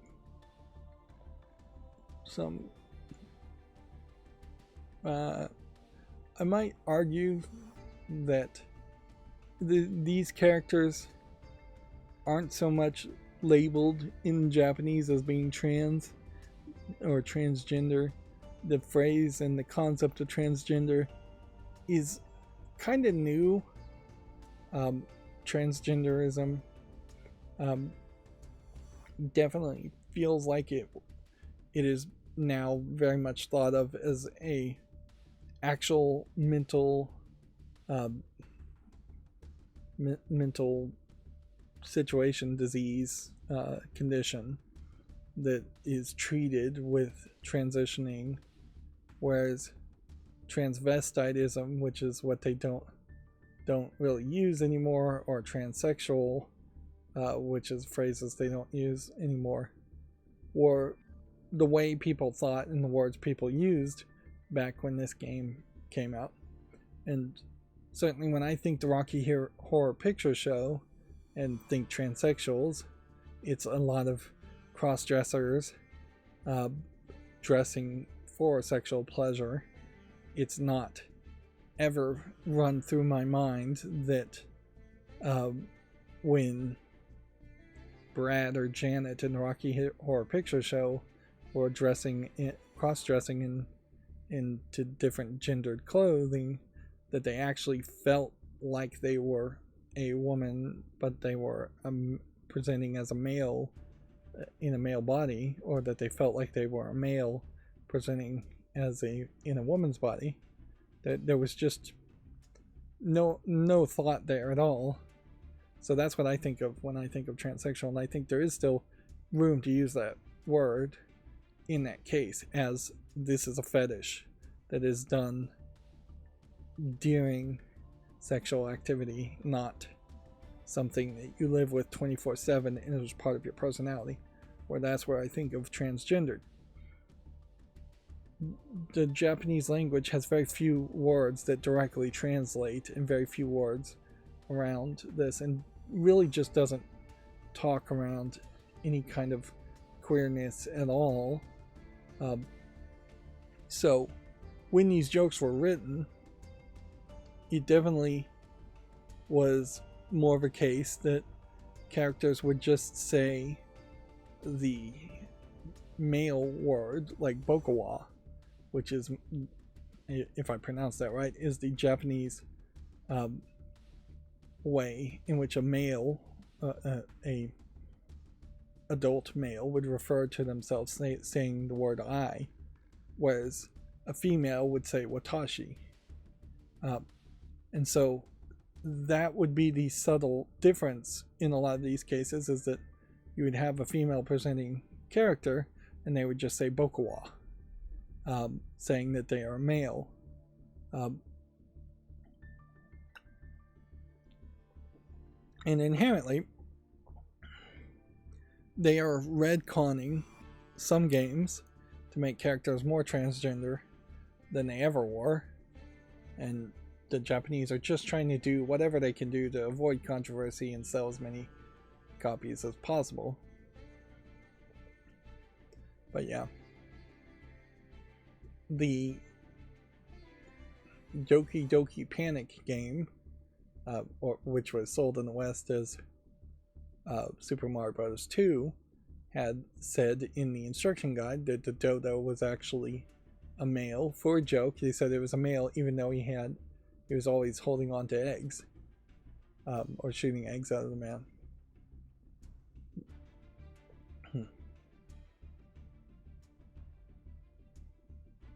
Let's see. Yeah, we'll get the exact translation here. In the original Japanese version of the GameCube game, as previously explained by the University of Paraguay's Japanese language lecturer Francis Di Marco, so sounds like a professional translator, Vivian's sisters ask her how she can be consider herself a shadow sister, and then they taunt her by saying, "You're a man, you're a man." And then Vivian sheepishly replies, "Sorry, sisters, it was my mistake." This was tweaked in most European versions of the game to retain Vivian's trans status, but to make her prouder of it. So, even in the original version, it's not like they're really treating a transgender. I think this may really fall under transgender in this case.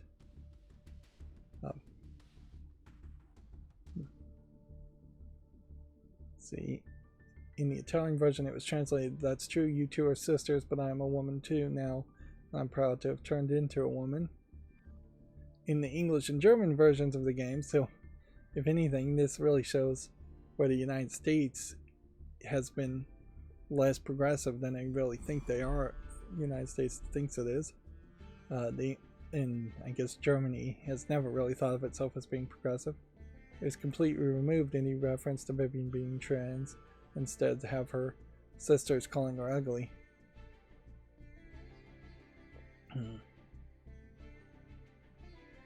The Switch remake has now reinstated it with new dialogue saying this. "Truth is, it took me a while to realize I was their sister, not their brother. Now their usual bullying feels heavier, so it's gone even further into a deeper narrative, when almost certainly this was all just supposed to be a throwaway gag to the Japanese." And plenty of old animes are like that too, where it's just like there's a gag, a reference, something along that line that isn't considered to be that controversial or that important. You see it in a lot of other elements too, where there are skirt flipping scenes in anime or sexist jokes thrown out in anime. So yeah, video games trying to sell themselves to the world have been more censored than most Japanese content. Yeah. And in general, I would say, wrapping up here, that Japanese writers just don't feel like anything just being said is really that bad that it needs to be censored, even for what is effectively a kid's game. Undoubtedly, you're going to have some right-wing leaning people in the United States saying Nintendo is being woke again and that they're pushing kids to be transgendered. But yeah, hopefully this controversy is for the most part done, and gamers can just enjoy Paper Mario Thousand Year Door without needing to reference this ever again. Of course, historically, it does show that Nintendo is being more open to not censor certain things, but they still are censoring things.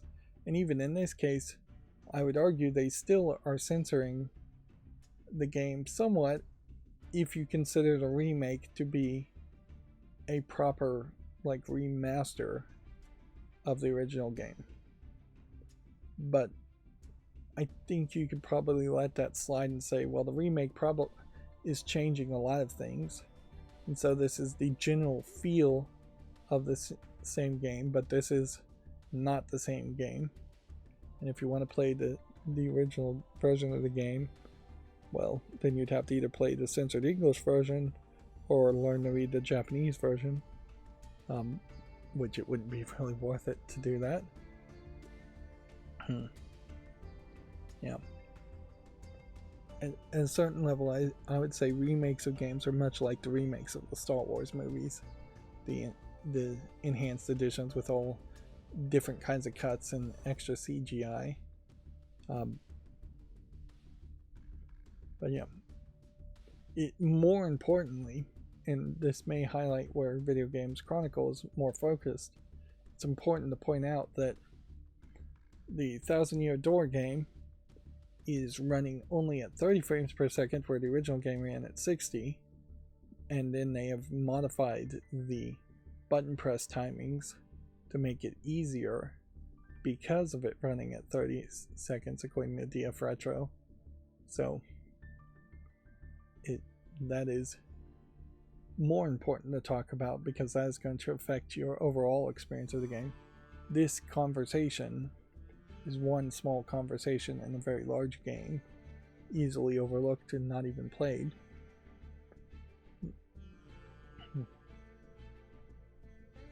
And you could certainly flip this on the other side and say, we have a side character in Thousand Year Door that's being confirmed as being trans in the remake. We have never gotten any confirmation that any of the characters, the main characters in Mario games, are straight at all. For all we know, Mario is gay because we don't really see, or at least bisexual, we don't really see any sexual thing there. Mario might be a gay man who's just obsessed with Princess Peach. Princess Peach could be secretly transgender for all we know. Like, we just don't get into those details with any character because those are kind of private details that really should stay private for the surface level video game storytelling that's happening. But yeah, the only straight Nintendo character we know is probably Donkey Kong, just because we have a Donkey Kong Jr. Yeah, and that doesn't really mean he's straight, it just means he had a kid. Plenty of gay people can have kids. But yeah, none of that matters too, particularly in video games. The character sexuality only matters if you're playing an adult sex game, where it's going to come up. It doesn't matter in other cases. We could easily, and I'm sure fan fiction has done it to every single protagonist to make them gay, straight, trans, whatever. And that's kind of the beauty of fake characters, is that you're at more liberty to do that and write fan fiction.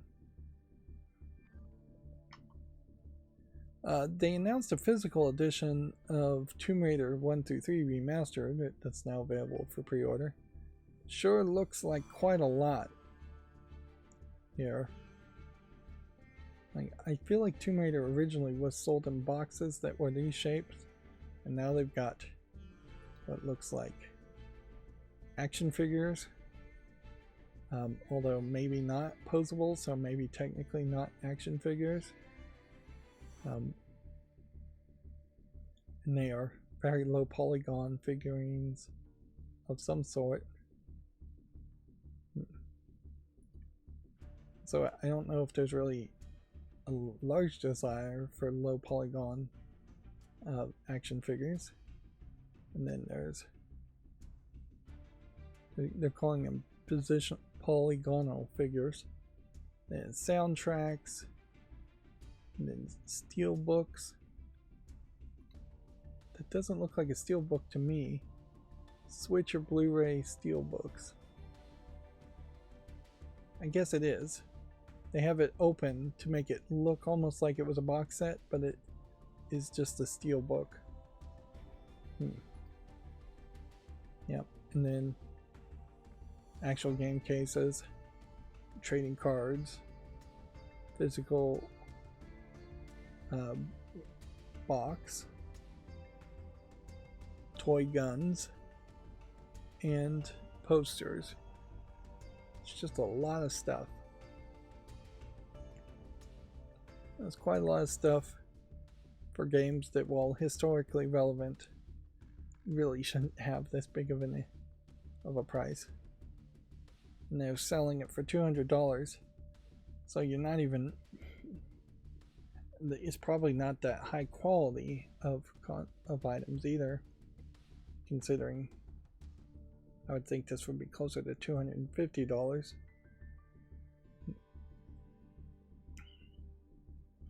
I guess the big question here is this the last hurrah for Lara Croft Tomb Raider 1 through 3 as it goes, because I can't imagine that they're going to once again be able to resell the game and do anything more with it. It's time to just remake the games, since the most recent reboot wasn't really trying to tell the same stories as the original Tomb Raider game.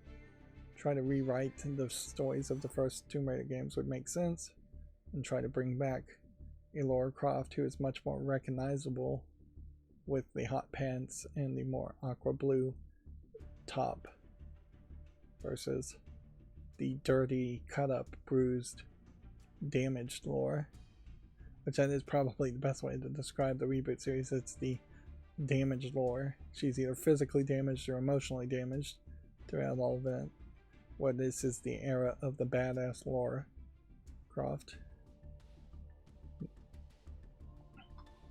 And then I wanted to point out something here. Minecraft doing their 50-year anniversary and they're giving away things, but the way they're pointing you to this map for the 15-year journey map by Minecraft is to have the Windows 10 store installed and set up on your computer, and it clicks a link to take you to the Windows 10 store. It's a Minecraft : / and then a URL. As far as I can tell, they are in no way helping you get any of this content if you have the legacy downloader and don't want to use the Windows 10 store. And so that is a great example of just Minecraft and Microsoft being terrible and sleazy. They're getting worse and worse with all of that. Minecraft also has a supplies add-on pack that they're giving away as part of the 15-year celebration. I assume that is also through the Windows 10 store. And I definitely was running into a problem where I was trying to use the old launcher, and for some reason, either because of my ad blocker or some other reason, the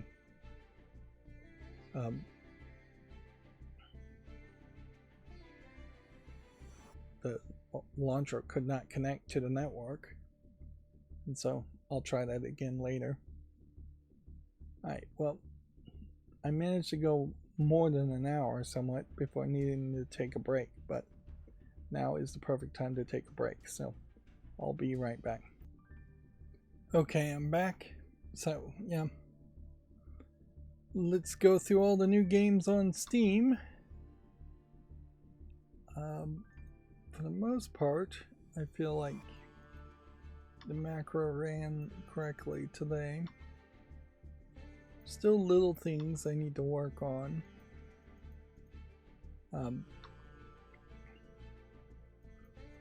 There was a new Dirty Devs from a YouTuber, I forget his name now. Well, and he has this Dirty Devs series in which he talks about some shenanigans of developers, game developers, and what he specifically was covering here was he was in part associated with this mildly successful investigative journalism, actual investigative journalism being done here, as far as a specific website where people were getting paid to review the games under specific rules, very, very specific rules. that they had to actually purchase the game with real money. They couldn't use a key. They couldn't refund the game. They wanted the review to sound like it was a genuine review and not just copy other people's terms or reviews. And so, yeah. And it's difficult, if impossible, to prove that it's actually the developers of those games buying these reviews, but it is very questionable who else would be willing to pay for the entire price of the game plus extra just for somebody to write a positive review on a video game. Here we have what looks like a feet fetish puzzle game. Again, perhaps something that should be in the adult section. Yeah, there definitely is room for something between the all audience section and the adult section you never see. I don't know how Valve could best address that other than perhaps just doing a better job overall, avoiding garbage games of a lewd nature. But yeah. So yeah, the investigation is interesting, even if you have to perhaps not believe it completely, because maybe the whole thing's made up, or maybe they got their information wrong. All of those are possibilities, unlikely, I guess. I have no idea what this is. A pixel-based cooking game, from what I can tell. But it definitely speaks to a level of investigative journalism that you just don't see your average YouTube content creator or even mainstream video game journalist actually try to do.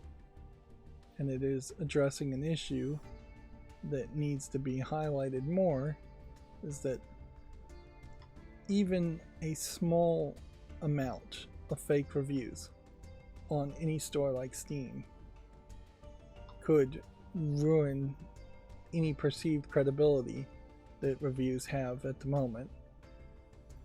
And so I can even be a little bit generous to Valve and say the whole review bomb issue needed to be addressed. I'm not 100% sure I agree with every time Steam has decided that a game is being review bombed,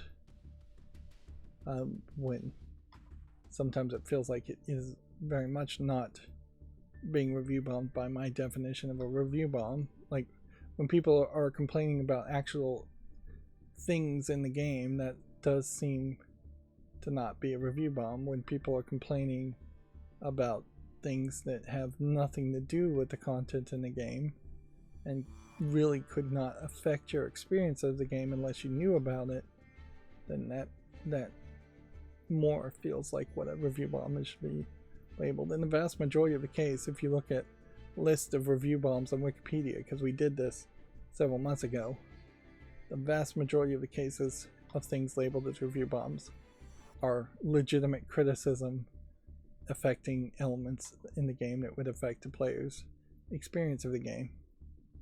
And the review bomb argument in particular, I think, really falls apart when you realize that they're saying, oh, review bombs are just when people are upset about some small element in the game that doesn't really matter.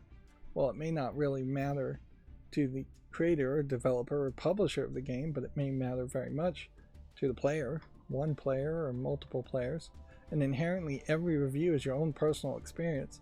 So if your own personal experience is hurt because of an element in the game or a missing element in the game, then that's legitimate criticism.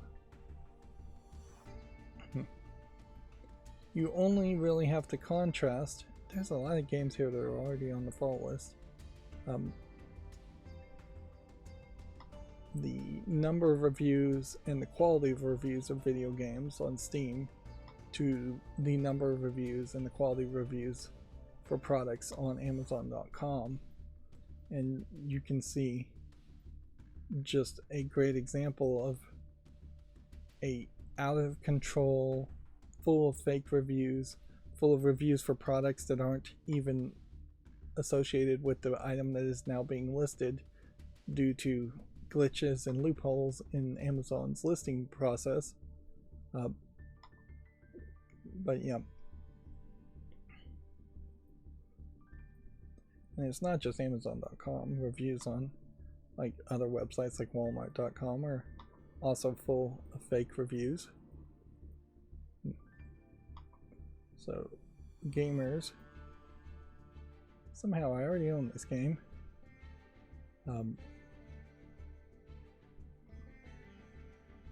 Gamers inherently should try their very best to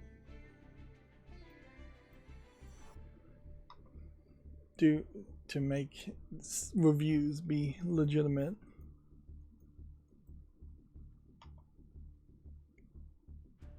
But I don't know how, as a gamer, I can really help there.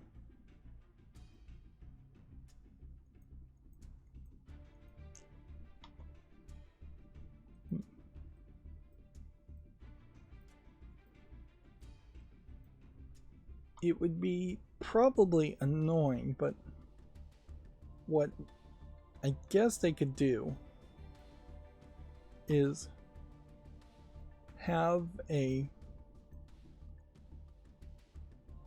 pop-up every time you exit out of a game on Steam that shows you one review for the game you just played and asks you, does this review seem helpful to the experience you've had so far? Of course, that might very well spoil elements of the game, so you probably need a pop-up that says, can you help us verify the validity of reviews, and then show you maybe more than one review. But yeah, because inherently you need players who have proven that they've just played the game to look at reviews and see if the reviews match up.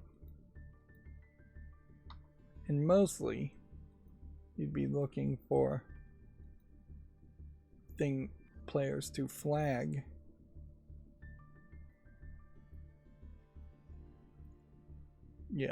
to flag as much of the terrible reviews or just downright false reviews. I don't know what else Valve can really do, though. The vast majority of games are going to have less than 30 reviews in the first place, which perhaps that is the better way to fix the review system, is to encourage more people to play games and review them. But I don't know how even Valve can do that without inherently affecting the type of reviews. Like, Valve can't give you free games and ask you to review it. Valve can't give you credit to buy things on the Steam storefront marketplace for reviewing things.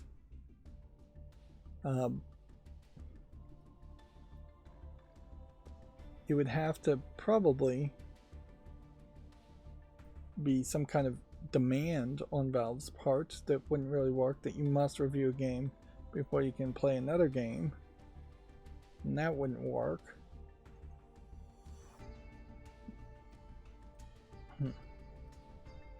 At best, Valve could create a pointless reputation system, I guess, like Reddit. And maybe that would work. But it would have all the same problems with game reviews as Reddit has,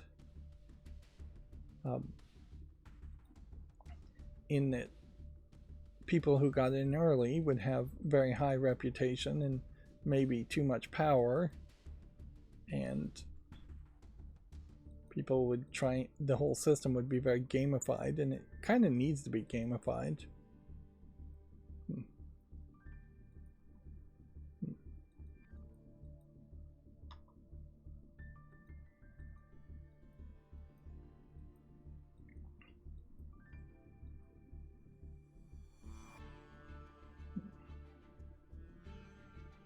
Yeah. See, like, here's a game with some reviews. Let's just go down here and think about what could the website be, since it's like this. How could you gamify it so that more people would want to give thumbs up and thumbs down? At the very least, part of the problem with Valve and Steam is that it is just not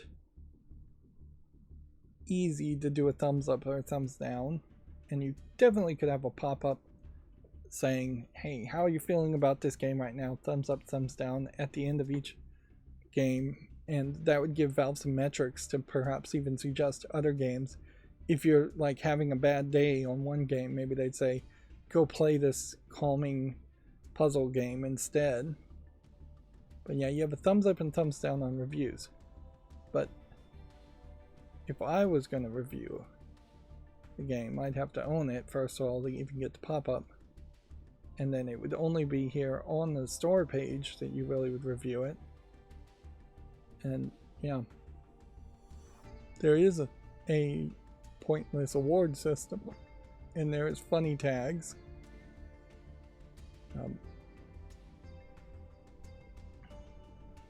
But yeah, the client needs to really pop up something after you exit the game, just saying, here's our customer survey of this game and this experience.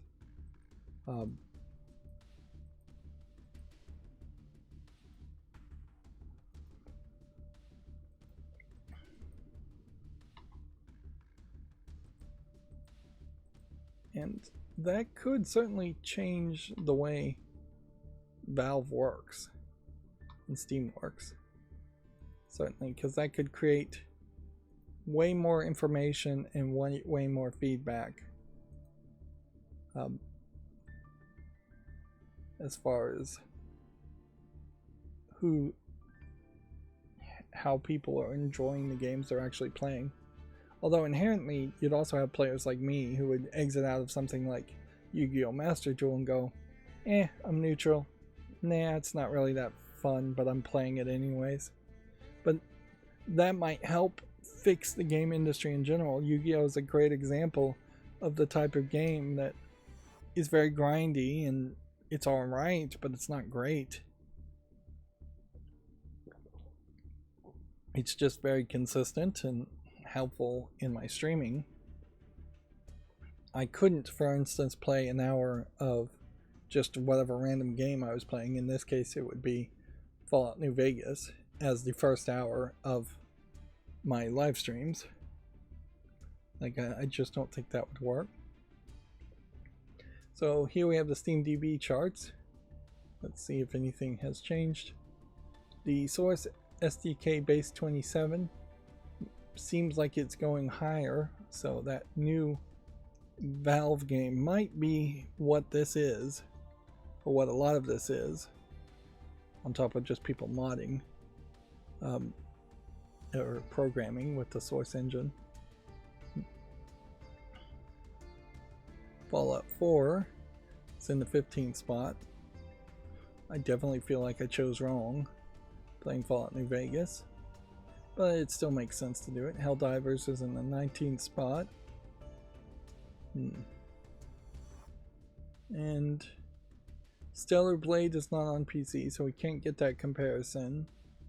Hades 2 is in the 41st spot, so I kind of wonder if the enthusiasm has dropped off on this. It is one above Fallout 76. But yeah, playing this game in early access, their all-time peak was 100,000, their 24-hour peak was 35,000. Then you have games that are just staple games like Terraria, which has been around since 2011, 13 years, in the 45th spot. Hades 1 is in the 61st spot. Fallout New Vegas 68th spot. Left 4 Dead 2 in 66th spot.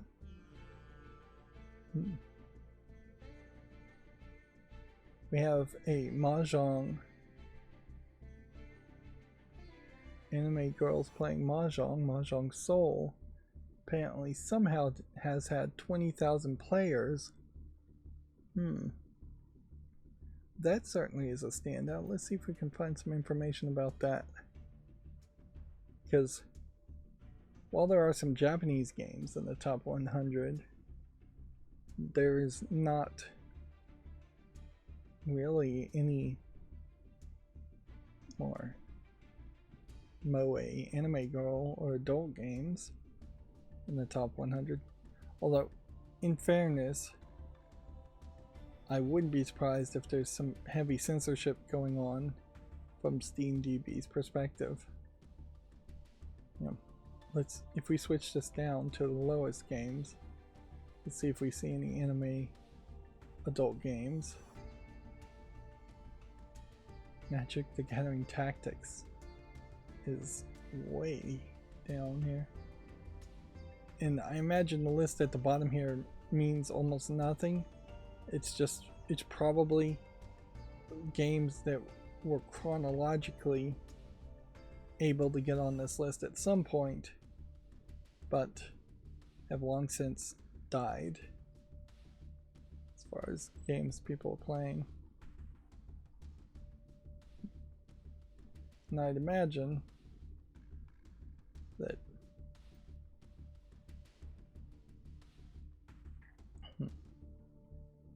there's room here to clean up this whole list.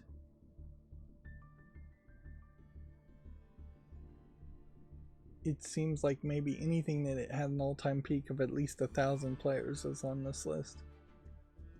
Although it probably isn't worth cleaning up the list too. I bet the bottom of this database chart doesn't change.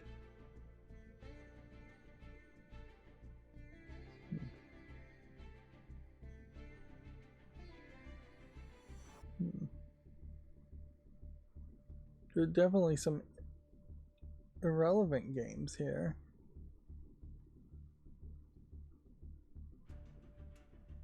It does paint an interesting question, certainly. Are adult games so underplayed that they can't even get an all-time peak of 1,500 people playing at the same time? Well, we would think Honey Pop, being one of the most successful adult games, would be on the list. Let's see if we can search that way. If Honey Pop's not on the list, then we know that there's some censorship going on. Yeah. So, yeah, Honey Pop 2 Double Date had an all-time peak of 15,000. And it's interesting, it's all black and white and blurred on the screenshots when I hover on it. Whereas the original Honey Pop had an all-time peak of 3,000. And then Honeycam Studio is not connected to Honey Pop at all. But more people are playing that game recently. So yeah, adult games are allowed on the SteamDB listing, but the number of people playing them at the same time are significantly small, or insignificantly small if we're going to be let's see, true. So Succubus, for instance. Let's see, is this the Succubus I'm thinking of? Nope, this is a different Succubus. Is not listed here. Lust for Darkness.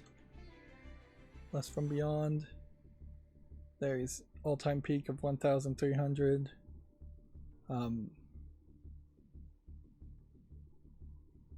Lust for Darkness, not even here. Lust from Beyond was the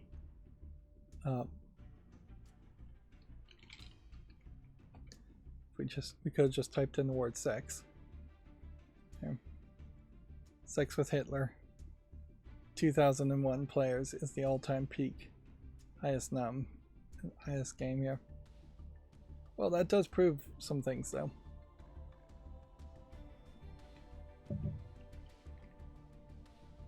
So, being firmly anti-censorship, I can't really say anything there other than to say it's nice to see that it is on the charts, but it is interesting to say that the relevancy is fairly low. There isn't that many people that at the same time would play an adult game.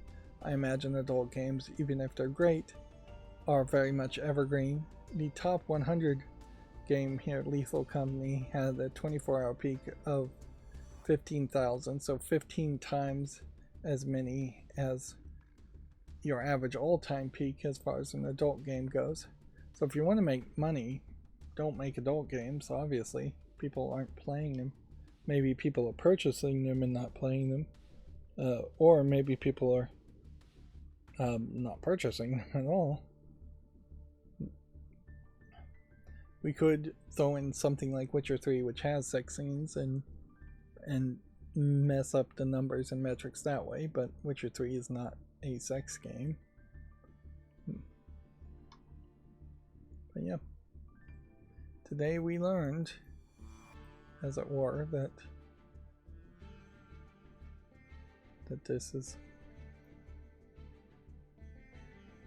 that's not the way. Interesting. So this game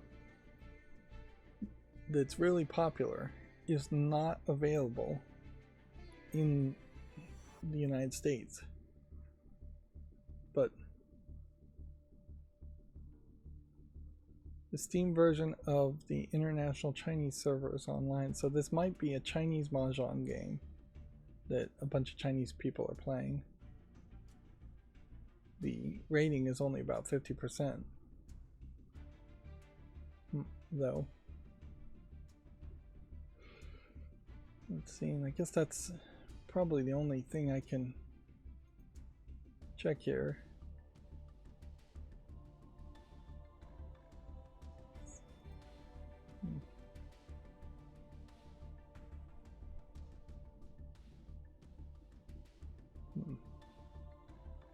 Yeah, I've never actually looked at any of these versions. This definitely feels like this is a Chinese only game.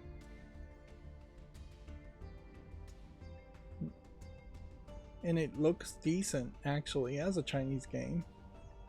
You've got the moe, kawaii, anime girls, but they don't seem like they are particularly scantily clad, and you have what looks like a fairly nice mahjong. It's a shame it's not in English.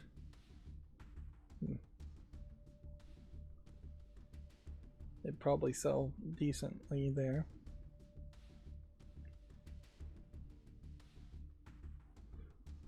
It is very much a catch-22, though. It also has to be pointed out as far as the adult games on Steam is. Yes, you could say, well, at an all-time peak, your average successful adult game only has 1,500 players at the same time, but that is after they have jumped through the massive hurdle of being completely hidden on Steam. So it's no surprise that there's not that many people playing adult games. Most people don't even know they exist. There is room for an improvement there to try to advertise adult games to the appropriate audience so that it has a fair chance of selling. Now this is a very nicely animated intro for a Mahjong game. Mahjong not particularly well known as far as how you play it in the West, though. And there are many variants.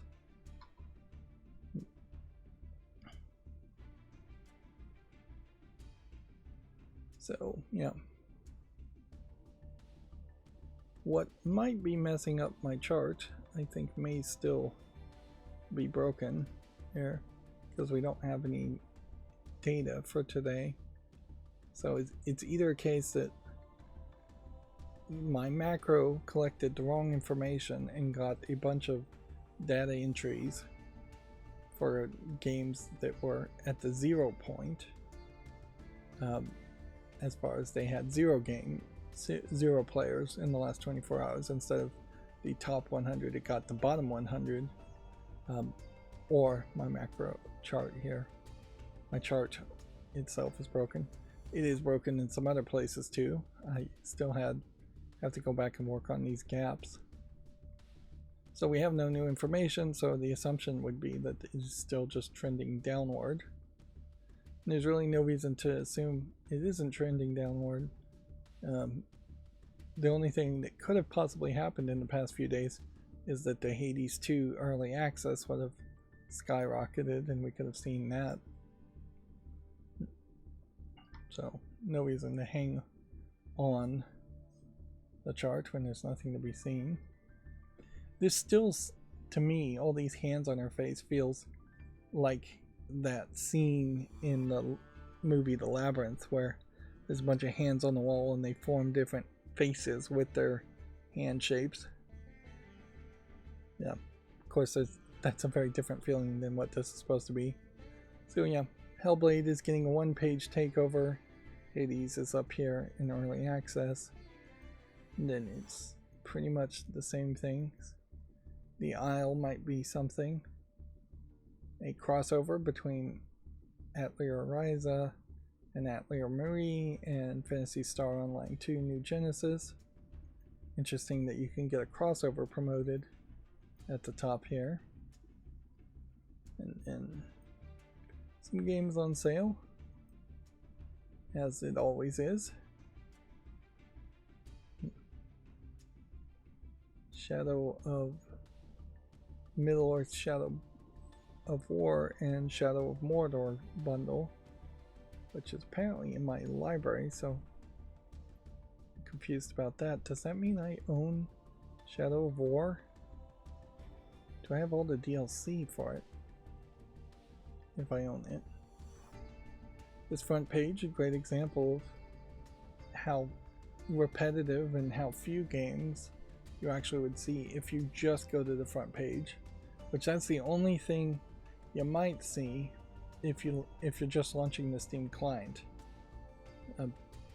Steam client is great because it just gets you in and out of games very quickly, but it also kind of sucks as far as advertising goes, in that you have to fully exit out of the client and launch it again before you even see ads. There are no pop-up ads ever. And we've long since given away the thought of screensavers, but it definitely would make some sense for them to have a screensaver that would pop up and just show you advertisements for games, but you really couldn't do that unless you're confident that there isn't somebody that would walk by and be offended by some random game being promoted as a screensaver.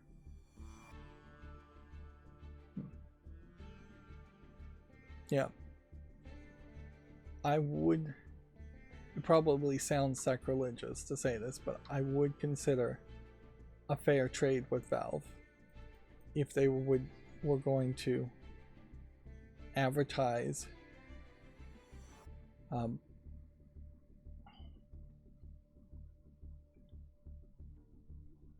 if they were going to advertise to me and then give me some kind of store credit for me looking at ads, some kind of reward, I'd be willing to consider that, at least.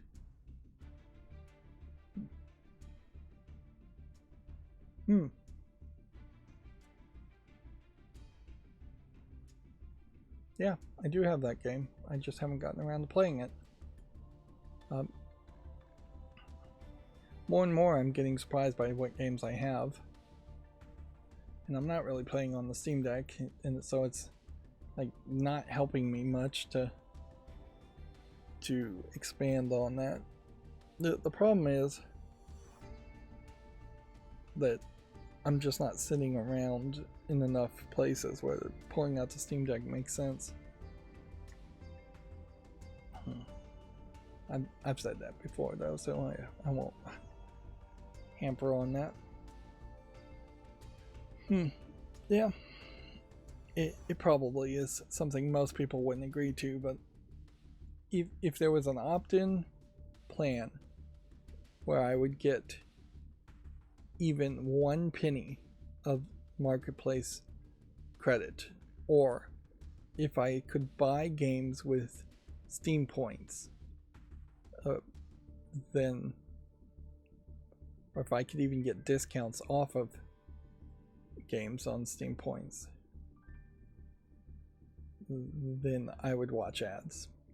And I probably would enjoy the ads from Steam way better than watching ads on anything else, because at least in those cases I know it's targeting me games that it thinks I'm actually interested in.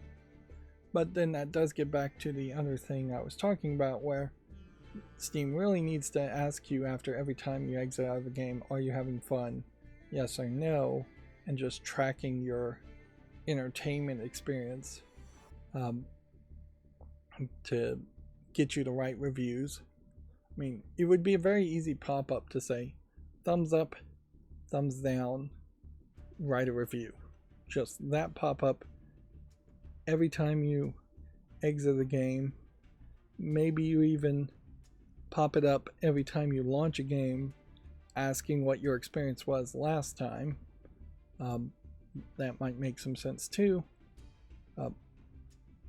But yeah, just having some kind of journaling, logging of your experience to get more feedback, to have a better algorithm, promote more games.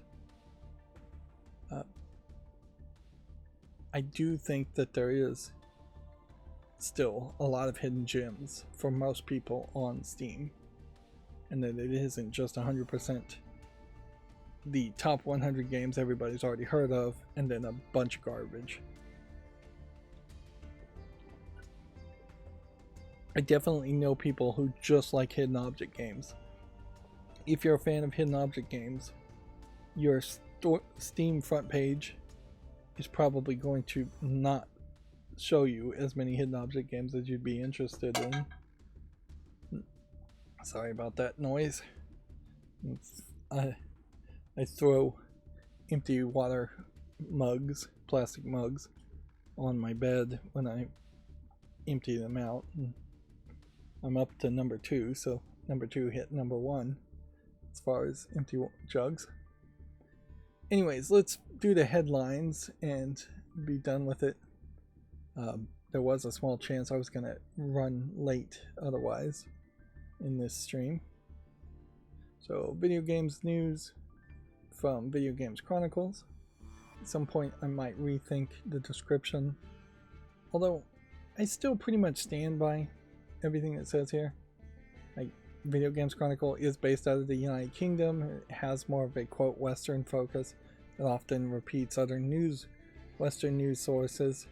It occasionally reports on studios that are UK exclusive, and it sometimes labels self-promotion posts as news. It makes mistakes and shows poor journalism every now and then, so probably wouldn't change too much there. Although we haven't seen too much self-promotion lately. Arrowhead CEO steps down to focus on the role as Chief Creative Officer. I suppose it's also worth pointing out that I've become a little less critical of my news sources like VideoGamesChronicle.com, in that I'm only doing the headlines now. So my interest has diminished somewhat on general headlines to just the reading the headlines. And then if there's a story I see that is interest to me, I'm talking about it in the first hour of these streams instead. So by the time I'm at the end of the stream doing headlines, I really just read the headlines and don't care. which means I'm not reading the paragraphs and I'm not scrolling down here to see what they're saying, whether it's accurate or not. It doesn't really matter to me. I suppose that technically might be a little bit more fair use too, by just reading the headlines. My desktop ticker has messed up somehow. Let's see. I wonder if I can even trigger something here. Reload feeds. There we go.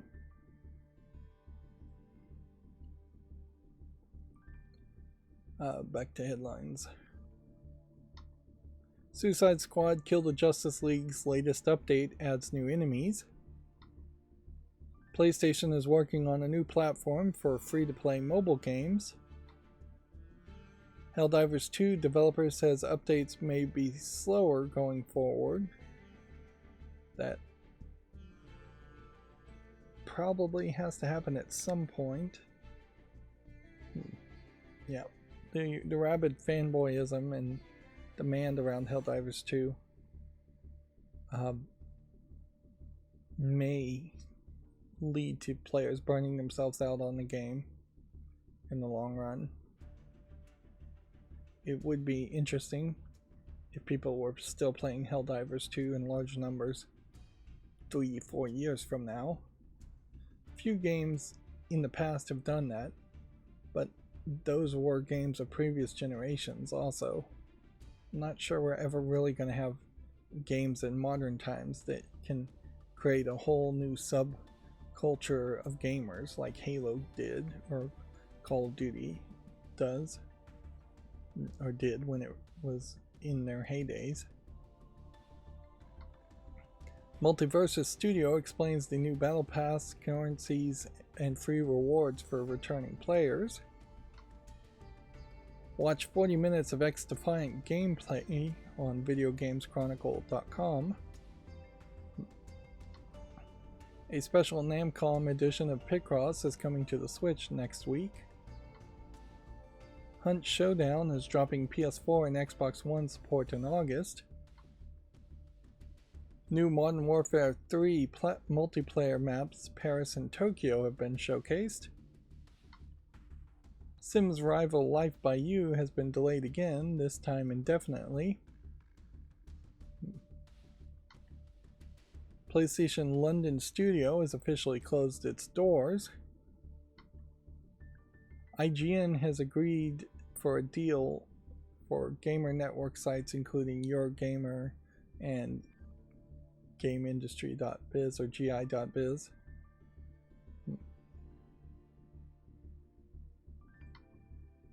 May's PlayStation Plus game catalog and classic titles are now available.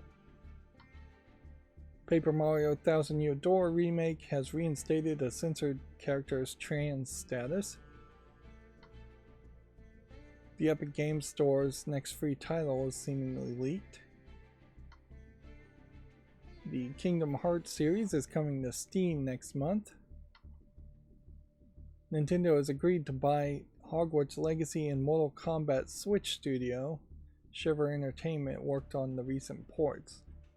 I don't believe Shiver Entertainment made Hogwarts Legacy or Mortal Kombat for any of the other versions. They simply ported it for the Switch versions. Xbox has reportedly greenlit Ninja Theory's next game. Modern Warfare 3 and Warzone Season 4 details alongside the launch trailer are available. Shift Up is exploring a Stellar Blade PC version and a sequel. Target is offering 30% off Xbox Game Pass prices ahead of Hellblade 2's release. Now would probably be a great time to buy Xbox Game Pass, as long and as you can push it. If the rumors are true that the Game Pass rewards and price may get changed when Call of Duty is added to it, now would be the time to potentially lock in some savings for as long as possible if you're really enjoying Game Pass. On a bigger scale, now would be the time to get away from playing consoles altogether and getting a Steam Deck would be my suggestion. And possibly even using Xbox Game Pass for Windows 10 on a Windows 10 on Steam Deck if you wanted to go that route. I wouldn't recommend doing that. That would be a lot of work for not much of a reward. But yeah, I don't think the subscription model of Xbox Game Pass on Windows makes sense when Windows 11 is just getting worse and worse with every update. And I think we are increasingly seeing a generation that would be willing to go to full Linux PCs and just get away from Windows 11.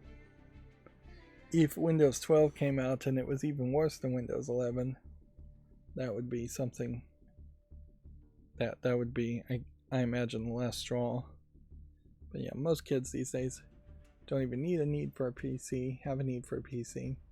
And if they are going to get into PC gaming, Steam Deck, SteamOS sounds like the new way to go forward.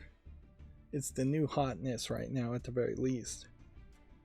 That being said, I have to admit I'm still running Windows 10 and playing games on Windows 10. Using OBS and streaming is not something that SteamOS I think can really handle as well.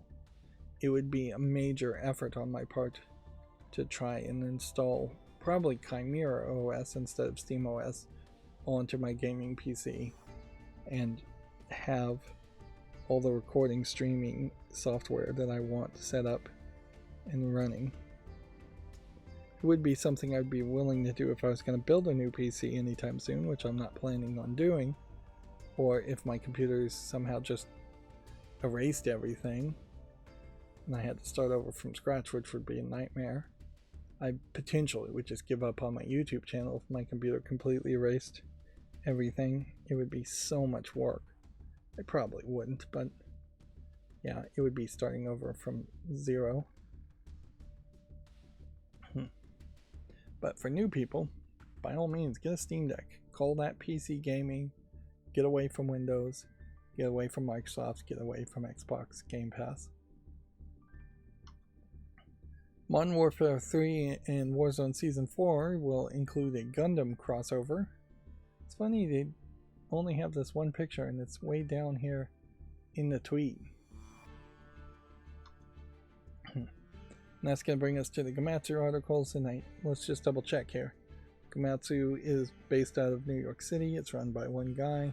It has more of an Eastern focus, specifically Japan. It often reports press releases with no commentary. It often reports on stories that are Japanese exclusive. It gets unique interviews on very rare occasions. And it does not curate minimal or repetitive stories. Which is to say, if they get 100 press releases for a Shin Megami Tensei game, they will put out 100 articles around it. And they did. I should have muted myself on that. That was really loud. Sorry about that.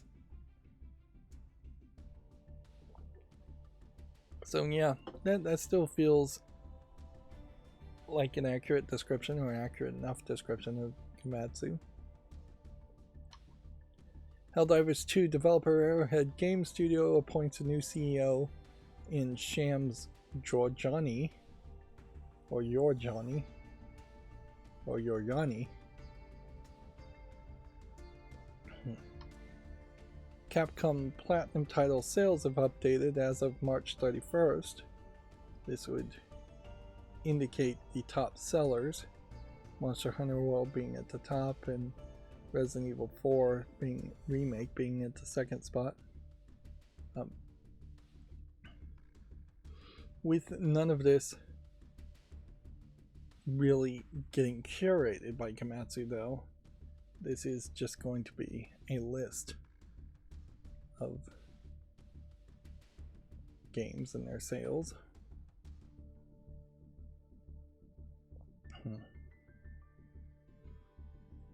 Do they stop at 100 now? Nope, they go to 120.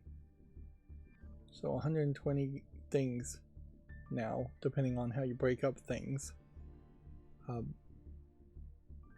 I've sold 1 million. But they're also kind of breaking up different consoles. So this Resident Evil 6 download for the Nintendo Switch is not combined with Resident Evil 6 as a series, which would just give it more numbers, big numbers. And 1 million units shipped is big numbers. Most game developers and publishers would kill for 1 million units shipped in a shorter amount of time. Capcom seems to be the only company that actually puts out these kinds of numbers, and they only put it out for things that sell 1 million units. So anything Capcom makes that's not on this list sold less than that. Famitsu review scores for issue 1850 are available at komatsu.com. Let's see what they've got. The spin-off Earth Defense Force game World Brothers 2, 31 out of 40. Paper Mario and the Thousand Year Door getting 35 out of 40. So 8999, that's pretty high. Tokyo Psychodemic, 32 out of 40. Umbra Claw, 33 out of 40. And Wizard Lurie, Proving Grounds of the Mad Overlord, 31 out of 40. Wizardry is a re-release of a very old game, a new port of a very old game. And so this definitely is a week of a remake of an old game, port of a very, very old PC game, and then 3 games that are less relevant. I'd like to play this game, Thousand Year Door, because I don't think I've ever played it. I just can't find the time. And if ever there was a choice where I could get one wish or one superpower, freezing time is the one I think I would take. If I could just stop everything except for, I guess, electronics from happening. That would be great. At a certain point, if I froze time and it just froze my computer and the mouse wouldn't move and I couldn't connect to the internet, that would be a problem. So I'd effectively either have to freeze time in a certain bubble around me, or I'd have to freeze all human beings' perception of time. But then even then, if I froze human beings' perception of time, I would have to freeze their perception of time, but not freeze clocks, otherwise I'd mess everything up. So it would have to be a case of very magical rule set of freezing time, where electronics and things around me would continue to work and I'd still get electricity and not just run out of electricity.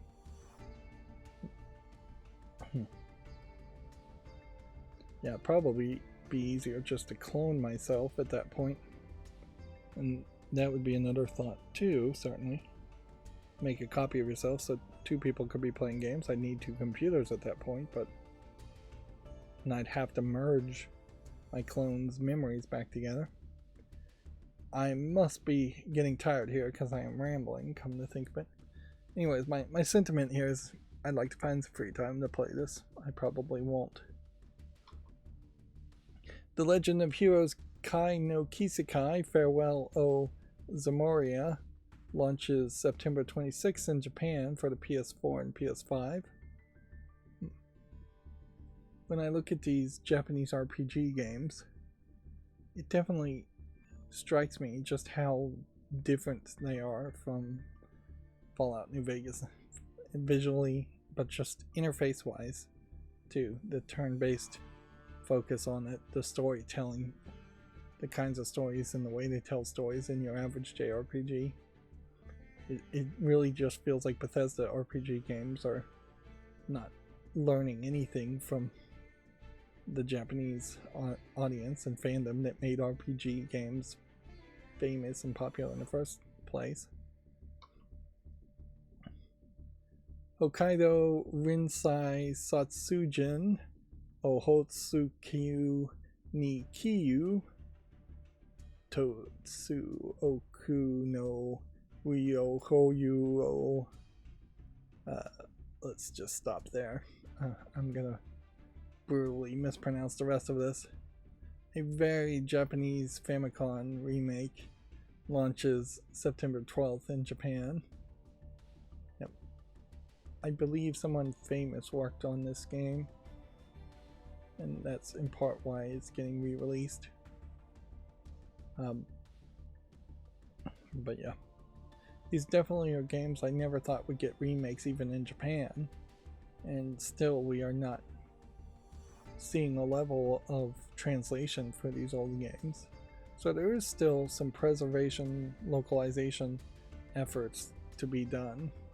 As far as I'd love to live in a world where all games were uncensored and available in all countries and in all languages. But we are far from that. Picross S Namco Legendary Edition has been announced for the Switch. Kingmaker's Wreak Havoc trailer is available on Gamatsu. This is a medieval third-person shooter and strategy game. Medieval game with guns and a motorbike. Yeah. I don't think that's it. And unfortunately, I think we're out of time today. So let's just go through the headlines very quickly and see if there's anything more to mention. I'm not even going to read them out loud. And yeah, I don't think any of this is too big of a deal. Post-apocalyptic first-person parkour platformer Downward Enhanced Edition might be something that's interesting. Last Alchemist might be something that's missing. Tales of Raise is going to end service in Japan. I haven't been scrolling down looking for Steam links, so we've skipped all of that. Vanillaware recruiting development staff for a new fantasy action RPG game. Kingdom Hearts still big news. Hyperdimension Neptunia may be bigger news than I think. Stellar Blade PC version would be nice if it actually happens. V Rising might be big news. And then that's going to bring us to GameDeveloper.com. And so there's those stories, which we've all pretty much done. Microsoft is going to integrate Copilot into everything, including Xbox and PC games. I'm sure that'll be a nightmare.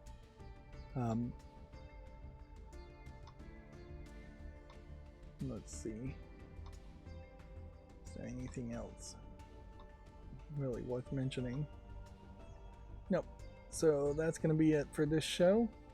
As always, I ask you to like, share, subscribe, comment, and keep on watching. Thanks.